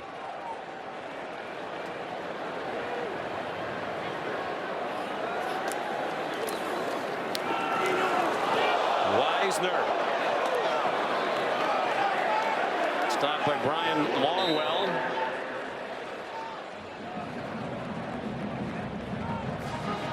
Hasn't been the best day for Steve Gregory's defense. Tone set early with the poor tackling. Just really hasn't been able to manufacture a lot of pressure. I mean, they haven't been able to get home. They haven't been able to affect the quarterback. So it's really the strength of their group is their pass rush and their edges, and those guys have been a non-factor for most of the day. 24th play they'll run in Vandy's half of the field today. Only 18 on their own side of the field. Weisner very close to another first down, about a yard short, as we tick down toward 2.5 minutes to go in the third quarter. Plays like that really show the growth of the quarterback. You have pressure off the left-hand side. He steps up. Remember a moment ago with Diego Pavia, he stepped back. You help your offensive line when you step up. You find a check down, find an outlet, and what would have been a 2nd or 3rd and 10 becomes a 3rd and 1. One of the reasons Pavia had to step back was they continue with all that faking that takes time. Here's Weisner on 3rd and 1. He's yanked down inside the 20. Jalen Lackey made the stop, a cornerback for Vanderbilt. It's a 7-yard gain. And the drive more than 3.5 minutes. Weisner up to 59. He was the leading rusher in their win in Nashville last year. Trying to turn the corner here. There is a flag down.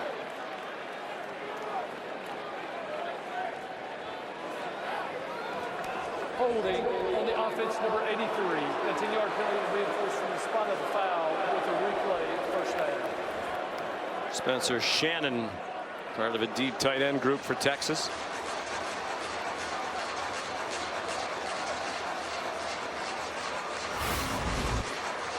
Shannon and everybody over here on the wash, and this is where they said the hold occurred. Shannon's number 3 inside, but it might have actually been just outside of him. Not sure exactly where they saw the hold. He didn't hold anybody. He tried to hold him at the end, but you don't get credit for that. Shannon's going to be thinking, first time they call my name all day, and I'm an innocent man. Jalen McCutcheon, it's an incomplete pass. Nick Rinaldi nearest for the Vanderbilt defense.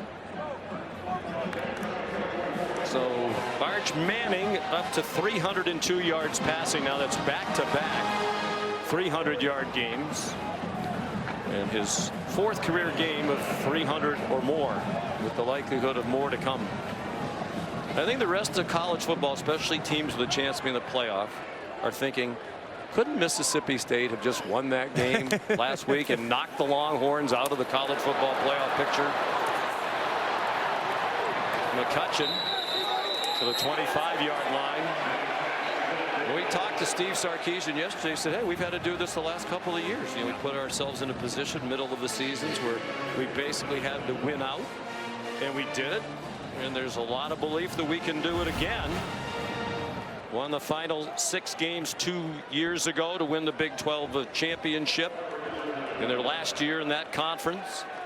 Won the final 5 games to get to the SEC championship game. Lost to Georgia, but made it to the college football playoff. Especially with the youth they have on offense, too. They're only going to get better from here.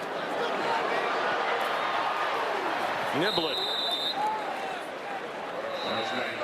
Out of bounds at the 19-yard line for a gain of 6. It's fascinating what one performance can do for your group. And the fourth quarter performance back against the wall, the defense who had carried them through most of the year. Desperation will do that, right? 100%. The defense finally had an off day, and the offense said, all right, we got it, boys. It's got to be on us today, and they did. And the carryover from last week to this week has been remarkable. And now, how do you sustain that momentum through the bye week before the road trip to Georgia a couple weeks from now? 37-yard try for Mason Shipley. That's good.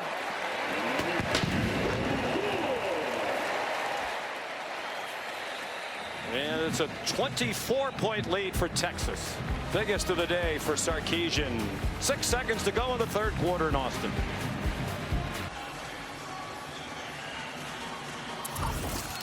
The national championship trophy presented by Dr. Pepper is here in Austin today. Longhorns have won 4 national titles, most recently in 2005, and that Mac Brown team honored here on the 20th anniversary. Great to see Coach Brown here. One of the great gentlemen in the history of college football, one of the great all-time coaches as well. Trent Hudson returns the kickoff, which brings us to the end of the third quarter. Texas in control. That's been the case from the first play of the game. ESPN's presentation of college football on ABC will return after this message and a word from our ABC stations.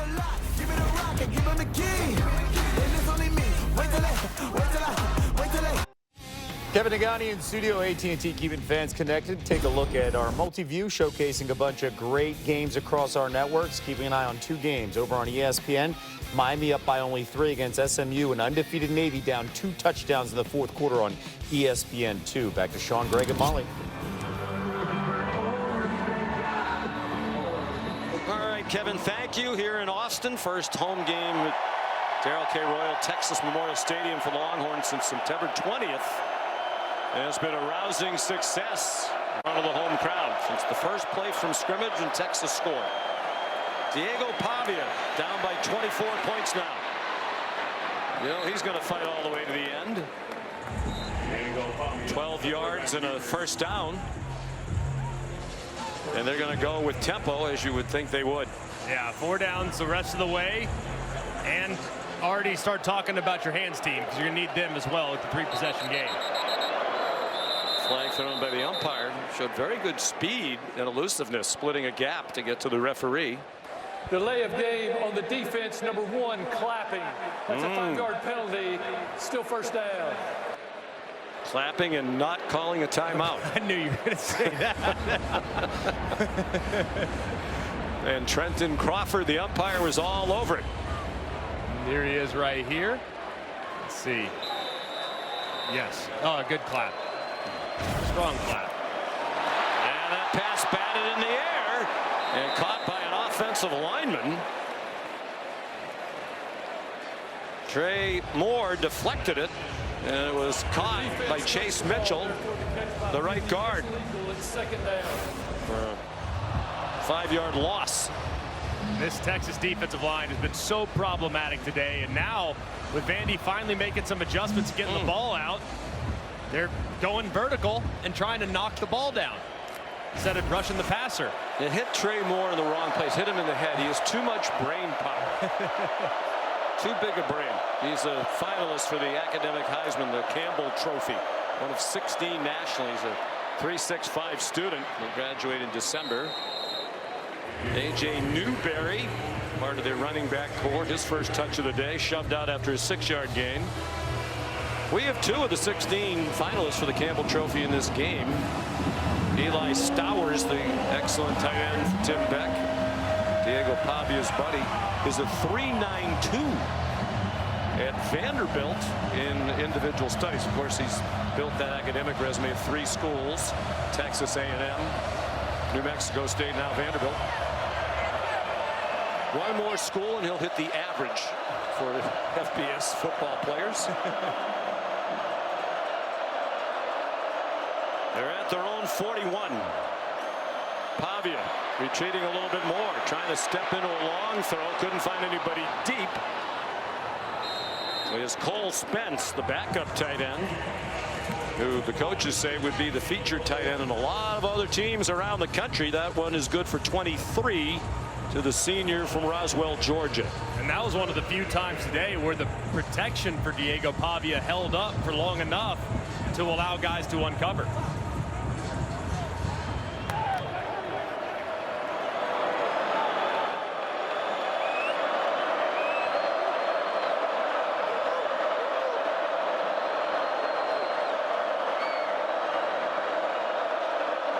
Using a lot of the play clock, down by 3 scores, 3 8s, and then the play they ran didn't go very well. Newberry dropped by the veteran Ethan Burke in his 49th career game as a Texas Longhorn. That's a loss of 3. And you got to be appreciative of how Texas's defensive line has played throughout this game. They don't care about the misdirection and the movement and the motion. They're just saying, work, see ball, get ball, attack. And the results have been outstanding. Keeps doing it. I don't know why they're doing it. They got to be quicker, I think, because Texas is too athletic. They're going to make plays behind the line of scrimmage.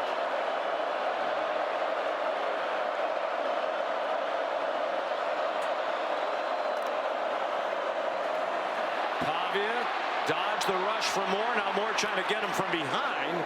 Good play by Diego to get to the 30-yard line.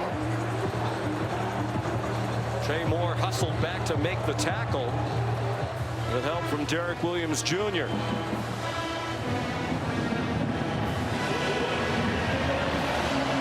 The operation pretty slow. They're huddling again. Substituting.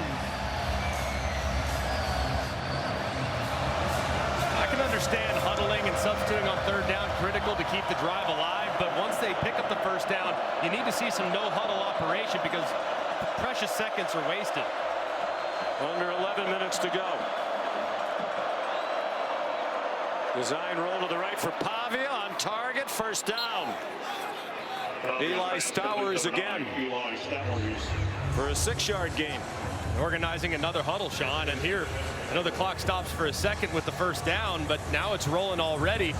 You got to start to pick up the pace a little bit.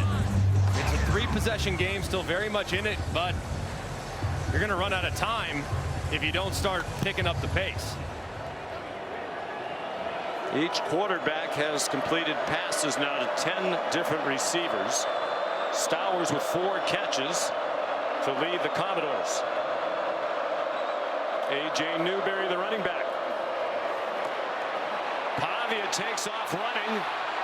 Pavia is going all the way to the end zone for a touchdown.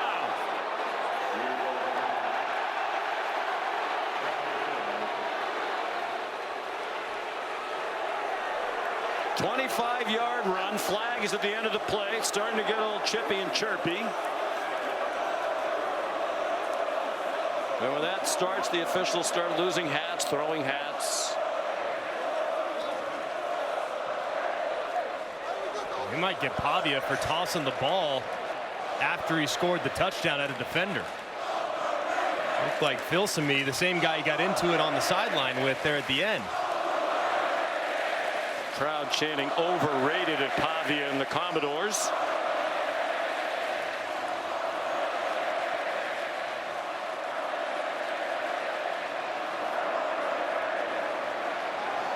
Could be critical too, because if it is on Pavia, then your 2-point attempt now will be run from the 17-yard line as opposed to being up there around the 3.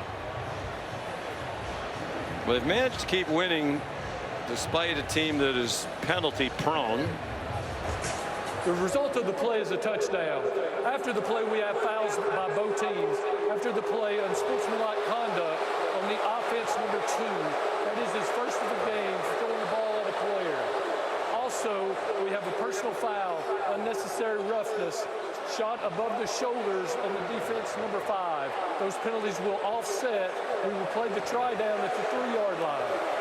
So it's like nothing happened. It's a touchdown, and they'll go for 2 from the 3. A big break, because I didn't see anything right there. That was what initiated Pavilla's frustration. He throws the ball at Filsamy, and that would have been a 15-yarder easily. But right here, it's the retaliation, it looks like, late by pushing it, that wipes out the 15-yarder. Maybe when he grabbed him by the throat there at the end. Go for Dos, brought to you by Dos Equis. Or if it's McElroy, it's Quattro Equis. Seis. Cedric Alexander, the running back. Fake to him. They're trying to throw it to him. That pass is incomplete. Wound up in the direction of Junior Sherrill. The animated conversations and the bumping and nonsense after the play continuing. So a big stop,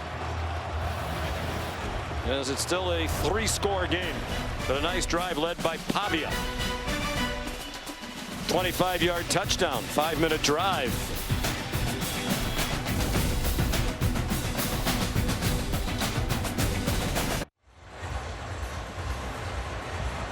It's SEC all day, presented by IHG. Continues from Jacksonville, Georgia and Florida, number 5 UGA, led by Gunnar Stockton, trying to knock off the Gators in that great rivalry game. They'll be playing their first game under their interim head coach Billy Gonzalez after a bye week following the dismissal of Billy Napier. Here comes a little pooch down the field. It is caught. Parker Livingston, and he's down at the 35-yard line. Well, the first college football playoff rankings will come out Tuesday night. So here's the All-State playoff predictor, our versions of what we expect the rankings to look like on Tuesday night. This was entering today's action. I think the big question is it Ohio State, Indiana, A&M, Alabama in that order. That's the big question. I would think it's probably going to be how many ACC schools are currently in as well. Right now, Miami in a dogfight against SMU, and Georgia Tech currently undefeated. So that's the other big question mark that we'll find out here heading into this first playoff ranking release. Pistol now for Texas. They'll look to run some clock. And it's Wisner. The clock goes under 10 minutes to go. Well, here's what I thought entering today. Now, if Vanderbilt loses, do you take them out of your bracket completely? Probably. Who goes in? I would add Notre Dame. I had Navy as the group of 5, but it looks like they're going to lose today. Right. They were undefeated. So that'll change as well. For sure. And the big question with Notre Dame is the head-to-head losses against A&M and against Miami. So in the event in which Miami's 10-2, doesn't win the ACC, they have the head-to-head against the Irish. So another interesting layer to be accounted for down the stretch. And a lot of football still to go. And Travion Wisner across the 40. Don't forget to go to ESPN.com/All-State Playoff Predictor to check out your team's chances to make the college football playoff. In reference to Notre Dame, too, with what they have remaining on their schedule, it'd be surprising if they're not at 10-2. Yes. So this first ranking will be very, very important to see exactly how the committee feels about them, even though they don't have a great win with the exception of USC. Well, I'll make a friendly wager. If they're 10-2, they're going to be it. I think it's a safe play for sure. They're at Boston College today. DeAndre Moore, a nice catch. And on third down, they move the chains again. Arch Manning's neck is still bothering him. Molly mentioned that earlier, and he was flexing his neck after that completion. Didn't affect the accuracy on that one. Did get hit a little bit there at the end. Singh tries to hold him up, but that was a well thrown ball by Arch.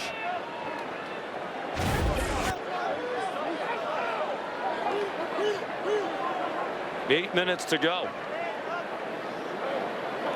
3 catches for DeAndre Moore out of Anaheim, California.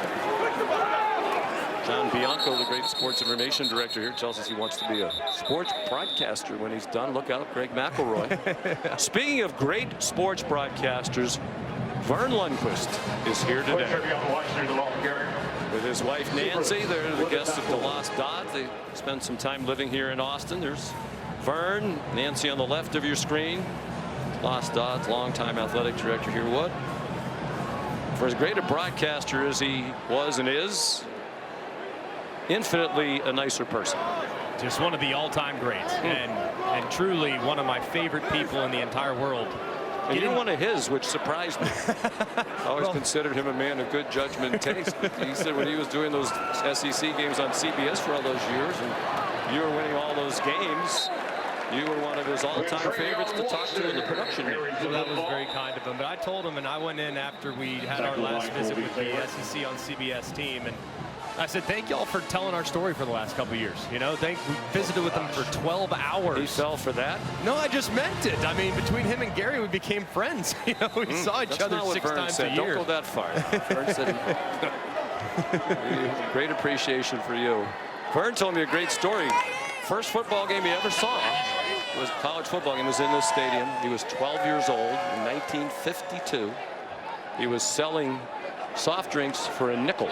Really? In the end zone. That is so cool. And then he said late in the second half he moved to a better seat and just sat and watched the game.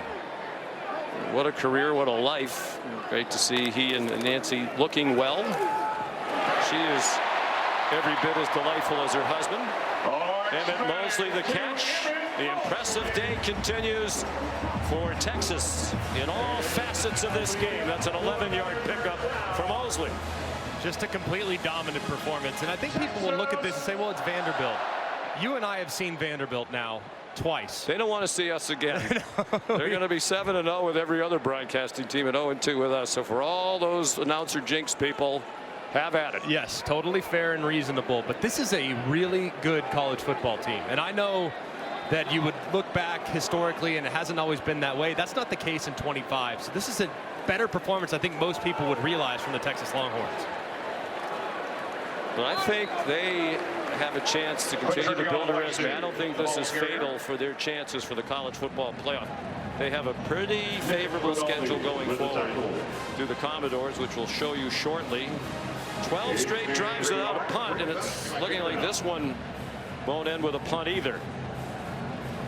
When you catch fire offensively, man, it's hard to put out. And Steve Sarkisian, you know he's excited about that opportunity to go back to Georgia and to get a win. They lost to him twice last year. The game in the SEC championship game was very competitive. They'll get a week to get their bearings right, hopefully get healthy and be ready to roll in Athens. Yeah, they are enhancing their resume with this impressive win today. He felt like they should have beaten Ohio State in the opener. He said he made a couple of decisions that he would like to have back.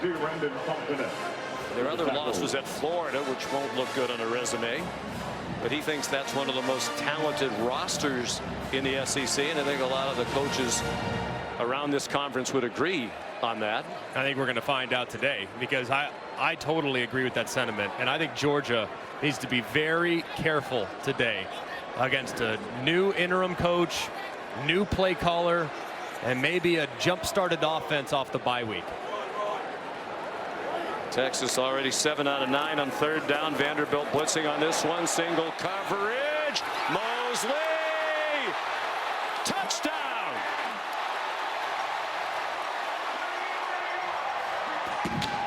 Colby Taylor had the coverage. He's saying it was incomplete. The officials are conferring. But for now, it's the second touchdown of the day for Emmett Mosley, despite being held. And that's an incomplete pass. Pretty clear that the ball goes through Mosley's hands and hits the ground, but a great effort and a pretty well thrown ball there by Art. Just a little bit off the mark. Well, this one's going to get taken off the board. The field is a touchdown. That play is now under video review. There should have been a flag on Taylor. Had a handful of his fellow number 3.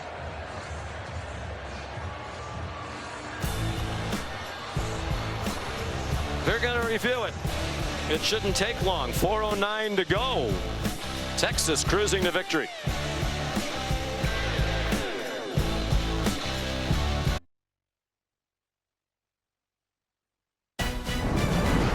ABC College Football is presented by the Starbucks Coffee Company. But while we were away, the cannon fire was for naught because the touchdown does not count for replay review, correctly deeming it being an incomplete pass. Steve Sarkisian was all over the officials after the announcement because he thought there should have been pass interference, and he is correct. Definitely a grab at the jersey, and that's what he's asking for, understandably. Sorry, Steve, if we could look at that screen and throw a flag, yes, we would, but it's too late. So here's Mason Shipley. We'll try a 51-yarder. He's already made a couple from 39 and 37.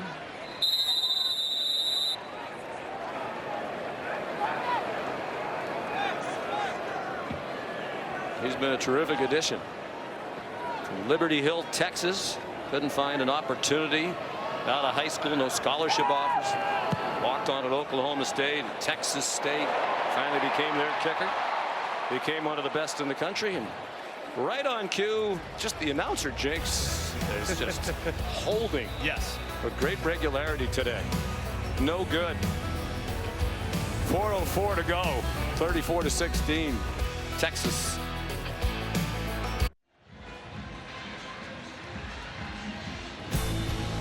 Here's a view from the progressive pylon camera. With 4:04 to go in the game. Our great crew forgot to get one of these in, and we owe Progressive one, so there's a very pretty picture from the Progressive pylon camera. Yeah, I have no idea what play that was. I think it was a touchdown. It was a catch in the end zone, it seemed. Confirmed catch. It was artistry in terms of camera work. A nice sunny day back then. Beautiful. A little cloudy now. Diego Pavia letting one fly. Busted coverage. This is going to be a touchdown for Eli Stowers.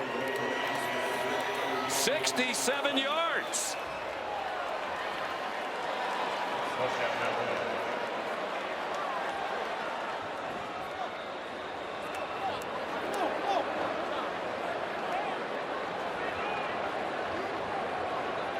Wrong guy to leave all by himself. Looks like they're going for 2 again. Still brought to us by Dos Equis.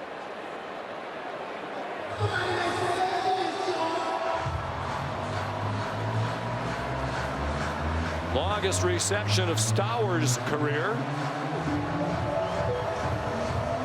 So there's a chance they're back within 2 scores, regardless of whether they get this or not. If they get this, it'd be a touchdown and a field goal down. Well, all their timeouts, the 2-minute stoppage. Pavi up to 257 passing, 2 touchdowns. And he's run for 52, and he would have had 82, but they've taken 30 yards off the total because of the sacks. To the goal line, ball extended, did not get there. Junior Sherrill reached for the pylon. Sensing another opportunity for the progressive pylon camera. Jalen Gilbo stopped the play. This is a great throw, perfect. Progressive pylon cam shows you. Let's watch the ball extend. No, sir. Ooh, looks like it was short from that angle.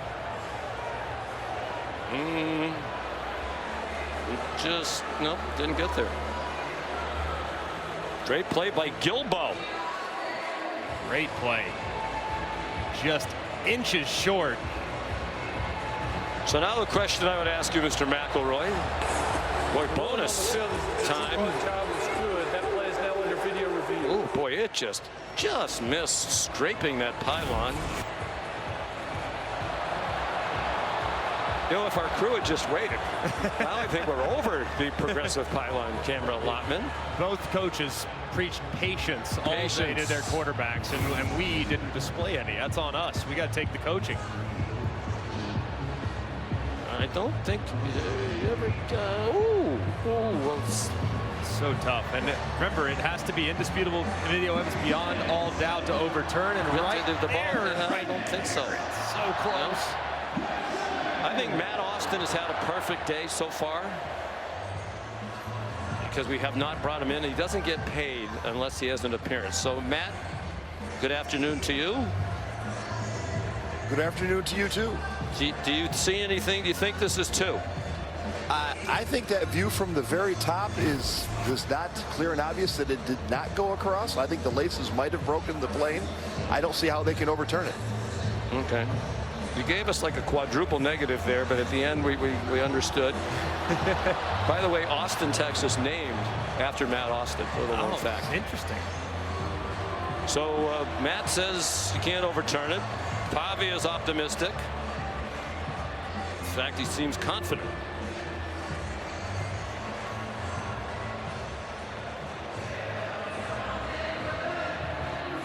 David Allman is the replay official. Taking a good long look at this. This is the look that is the most compelling to uphold. Matt, what do you have to do? I mean, the pylon technically, right, is at the front. That would be like breaking the plane if you got it to the pylon, but he After didn't. video review, the ruling on the field is upheld. The 2-point try is good. Okay, like we said. Now I'm totally confused.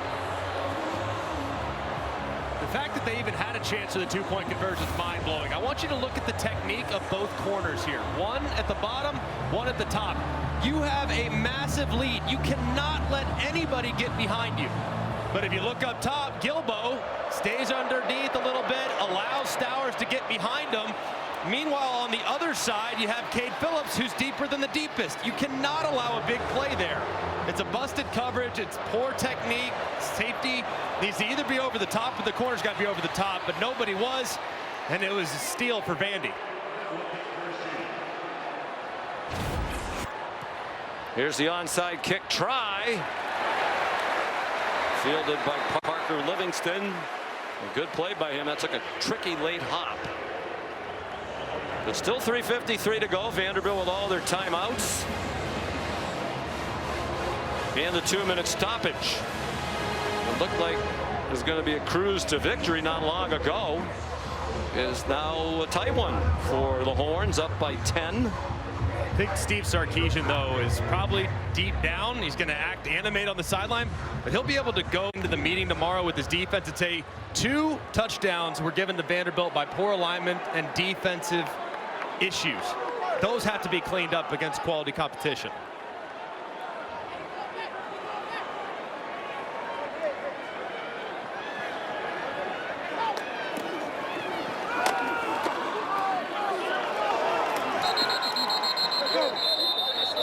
Flag down on first down.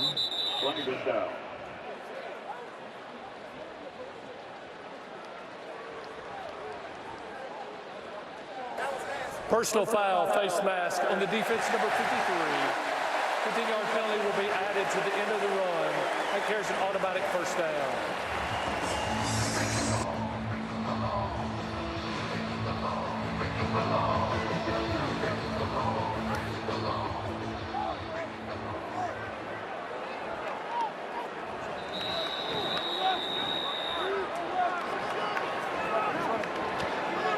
Right there, and just another big mistake by Vanderbilt. Another penalty, this time on the defense.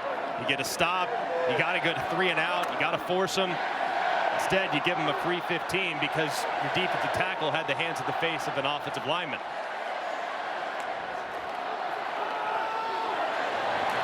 Here's Baxter again. At the very least, back in field goal range. 7-yard run. And Vanderbilt's going to start using its timeouts. Now, the replay booth told our TV truck that the reason that they deemed that to be a successful two-point try is they felt that the pylon camera, and then there is the signal on the field, so we didn't see that official because he was kind of buried in among the cheerleaders, but he's immediately calling it a successful try for two. Now, it looked like from the replays we saw that the ball never got to the pylon or over, but they're saying because that pylon camera is a little bit offset and is a little bit behind the goal line, they think if they had a view straight down the line, it would have been. Now, I don't know how they figure that out. I don't know how you could tell from that angle. And that's why they upheld the call, I guess, because the call was good for two. Based on the placement of the camera, they tell us they upheld the call. We almost made it through without a replay or officiating issue. I have to say, since that was the call on the field, and there wasn't, according to them, conclusive evidence, I still never, I don't know, it's like sleight of hand. It never looked like that ball got to the pylon. The only one to me that looked like maybe the laces was the shot that was a little bit high. It looked like as he reached out, maybe the laces did graze the plane, and with it being called on the field the way it was called, maybe they just didn't feel like there was enough evidence to overturn. And the official who made the call immediately looked like he was right on the line. Yeah. So his angle apparently better than the pylon cam. All of a sudden, the progressive pylon cam went from, oops, we forgot to get it in, to dominating the game in the telecast. But the official was right on the line, called it immediately. They got it right, we think. But it's a big play. Even bigger, the recovery of the onside kick and the moving of the ball and the time consumption here by the Texas offense. 3rd down and 2. Vandy showing blitz. They're saying an offensive lineman moved.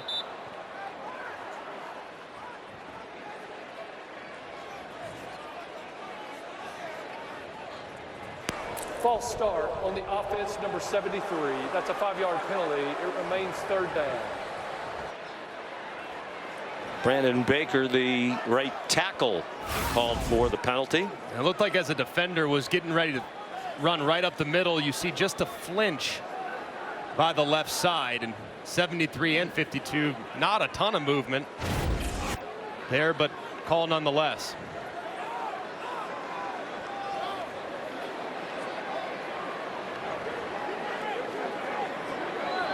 The proceedings have been bogged down a little bit. It's been a bit of a wacky ending, hasn't it? Yeah. So it's back on the 32-yard line. Texas had a touchdown called back on a good call. It was not a catch. There should have been a pass interference penalty that wasn't. Then they missed a field goal. For a few seconds, or 40 points on the board for Texas. The quick strike touchdown by Vanderbilt made it a 10-point game.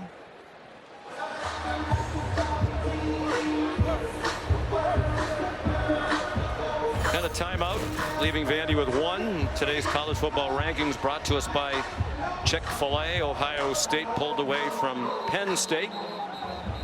Texas A&M and Alabama, the 2 teams remaining in the SEC who are undefeated in conference play, both idle. Georgia and Florida next. Could be an interesting day. I mean, you look at Miami in a dogfight right now on the road at SMU. I think Georgia and Florida is going to be very competitive. I think Florida is a lot better than people realize.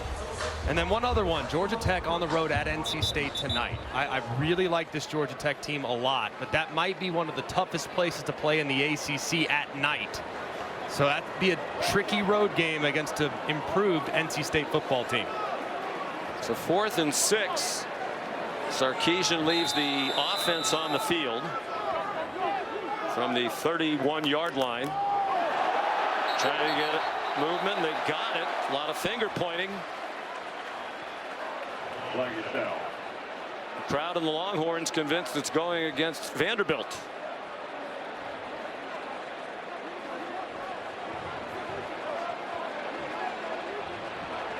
Did we say the game had slowed down a bit?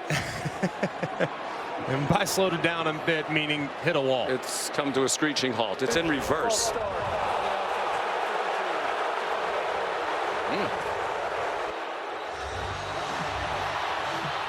Okay, so now do you still go for it? Because if you don't get this, you turn the ball over to Vanderbilt at the 37-yard line. Would you be? I'd punt it. Yeah, would you pooch it down, try to get it inside the 10? Looks like that's what they're going to do. Maybe take another delay a game and give yourself a little more room. After your kicker already missed one, I'd play field position and play prevent defense the rest of the way. That one called on DJ Campbell. Must be the first punt in 14 possessions on offense. Now the Vanderbilt players saying the center's simulating the snap, but the umpire's over the ball. Well, Niblett ran on late for Texas, so they were giving the defense an opportunity to substitute if they wanted to, so they were standing right on top of it. There is no foul for false start. We were in substitution mechanics, therefore the ball was not ready for play. It was 4th down. And that's why the umpire was standing over the ball.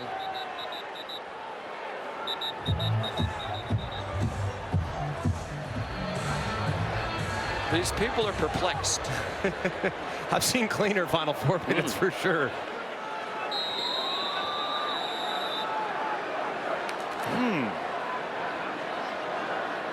So they're going to punt, we think.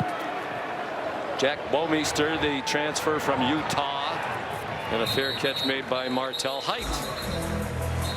27-yard punt.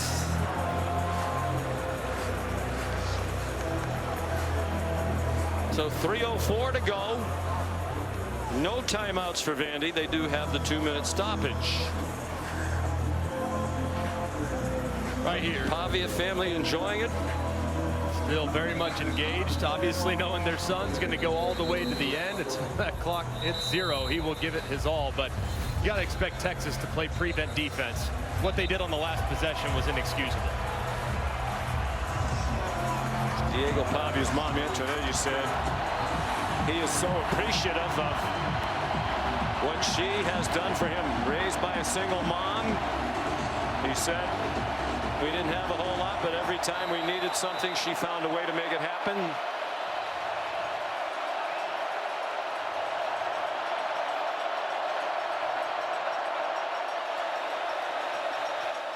Cedric Alexander on the right hip as the running back. They faked it to him. Look out. He sidestepped the rush, throws into a crowd, incomplete. And of course, at this juncture, you have to take some chances. He did try to get it to Stowers, who was double covered. I know it's not that time consuming, but you still need the play action fake down by this much. No, I don't think you're going to have much respect for the run defensively. And Pavia takes a big shot there at the end. So the onus in a situation like this is on the tackles, because you know who's coming off the left-hand side. That's Colin Simmons, number 1. Impact felt in a big way earlier in the game, and he's going to try to close it out. Very close to being a late hit on Brad Spence. 2:56 to go. And that pass is too high for Stowers. That's one of those you might be better off not completing. A 4-yard gain. Given the situation, the clock likely to keep running would not have been very helpful. 3rd down and 10.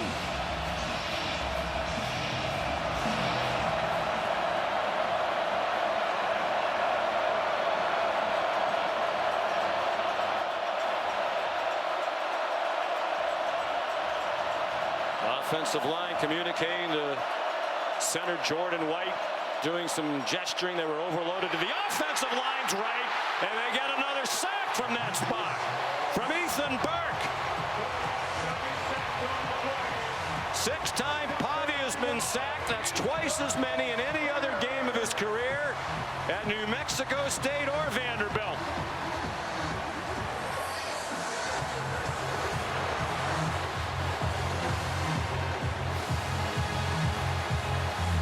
And it's down to one last chance, 4th and 19, and they're taking forever to run the play.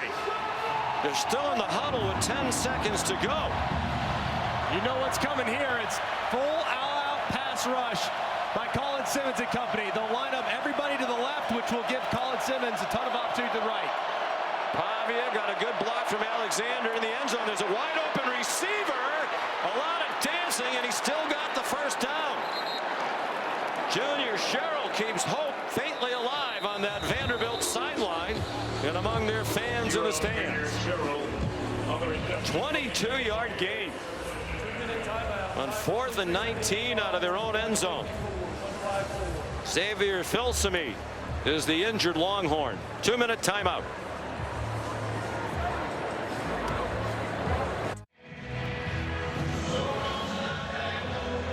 .154 to go. Diego Pavia and his mates pull off a 4th and 19 out of their own end zone to keep hope alive. Rain starting to fall here in Austin. From their 23, down by 10, 1:50 to go. Pavia, another open receiver. Junior Sherrill to midfield. They're out of timeouts. They got the stoppage to move the chains. 27-yard completion to Sherrill. Pavia is over 300 yards passing now at 305. Both QBs over 300. Down the middle. Stowers the catch. And now you get to that point, Greg, you've mentioned it before. Do you keep going for the touchdown, or you kick a field goal and try the onside kick at some point? With Texas on their heels and their best pass rusher off the field, I'd go for offense. Keep going. Pavia wrapped up, threw it incomplete in the direction of Stowers. Brad Spence was there again. They'll give him a chance to huddle with 1:28 to go. 6 sacks for Texas. There's Brock Taylor. Excellent kicker at his first miss of the year. That looms a little larger now. I think when you start to think about that field goal at the end of the game to make it a 7-point game, that's really under 40 seconds or so. So plenty of time to still run your offense. The big key for Pavia, ball has to come out. A sack kills you in this situation. He had been sacked 7 times in their first 8 games of the season, 6 times in this one game today. Texas leading the nation now in sacks. Batted pass by Trey Moore. 3rd down and 10.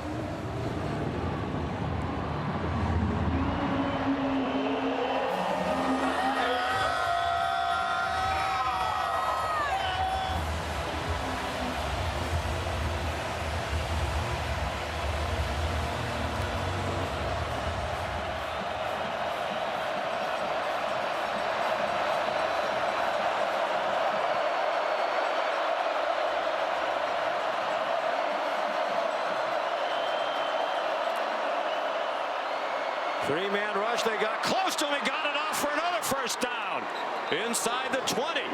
Richie Hoskins tackled by Anthony Hill. They'll put it right on the 20-yard line. They set the chains. The clock winds again. Now you got to go hyperspeed and find Stowers. Down the seam to the 5-yard line. Eli Stowers. Tackled by Derek Williams. Now you can move the pocket, sprint the quarterback to his right, give him the run pass option, see if you can find someone in the flat. They were on their 2-yard line, 4th and 19. Now they're on the doorstep at the other end. Pavia throws it away. Flag down. Crowd thought they saw a hold. And they did.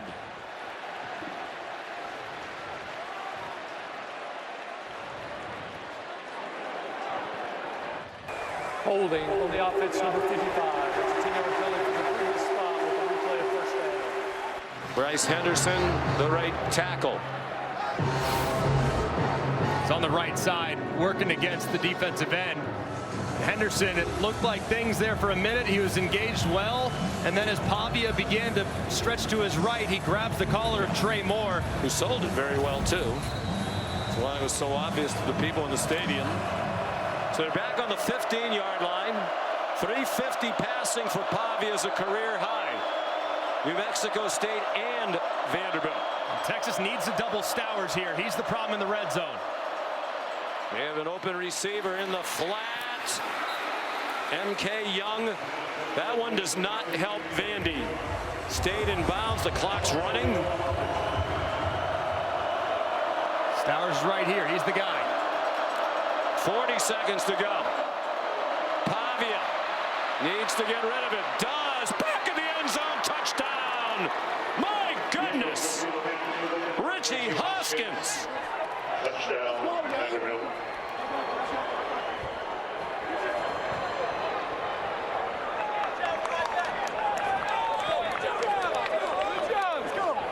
What a drive. It was in reverse for Steve Sarkisian last week when they were 17 down with under 10 minutes to go, rallied to win in overtime. Their biggest come from behind win since 2007. Now with the crowd looking on in disbelief, Taylor trying to make it a field goal game with an onside kick to come. 21 unanswered points for Diego Pavia in front of his mom and many friends and loved ones. And notable omission along the defensive line for the Texas Longhorns. There is no Colin Simmons. So Pavia knows he has a little extra time. He knows he can buy time and work to his right and find a guy in the back of the end zone. So a notable absence there for the Texas defensive line without an All-American on the field in an obvious passing situation, and Pavia took advantage. Pavia on the drive threw for 108 yards because of penalties and a sack. 7 for 11 for 108. He's up to 365 on 27 out of 38. Yeah, I know he's a little bit of a lightning rod, but I would love watching that guy play. Man, he is so fun to watch. Just refuses to give up. Oh, and he's such a battler, and his competitiveness is infectious. Now a must-have onside kick. And Steve Sarkisian called a timeout just as Taylor was starting toward the ball. 21 points for Vanderbilt here in the fourth quarter. 12-play drive, 89 yards, 2 minutes, 31 seconds. Diego Pavia.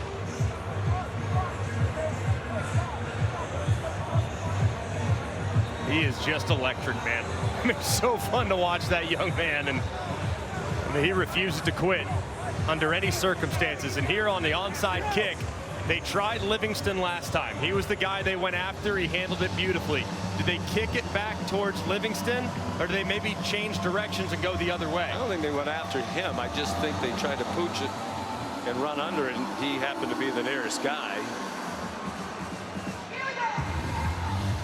There are defensive players out there. There are other people. If you're trying to test somebody's hands, you kick it too. They hit it right to Livingston, and he missed the ball. It's free on the ground. And did it go out of bounds? Oh, Vanderbilt had all kinds of chances at it. Did they corral it in bounds? Longhorns are saying no. We haven't seen a signal. Now we are from the officials. It was there for the taking right in front of their sideline, and they couldn't squeeze it.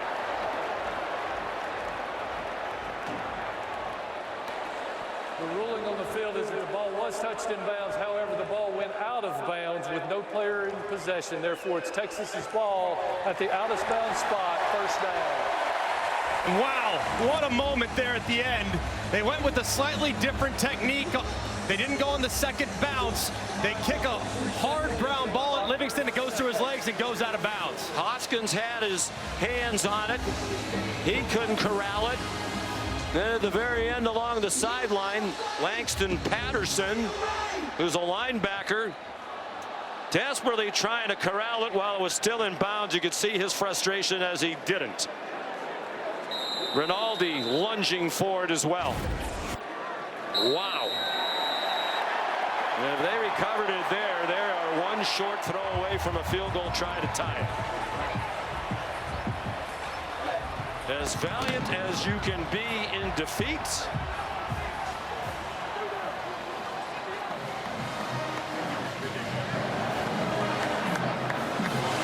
In the end, Steve Sarkisian's team hangs on for its fourth straight win in conference play. They go to 7-2 overall, 4-1 in the SEC. And Vanderbilt now also 7-2. They are 3-2 in the SEC. Here's Molly. Coach, Vanderbilt threatened, but your team hung on, and you told us your quarterback, Arch Manning, needed to play his best ball in November. Why and how do you think he's playing his best right now?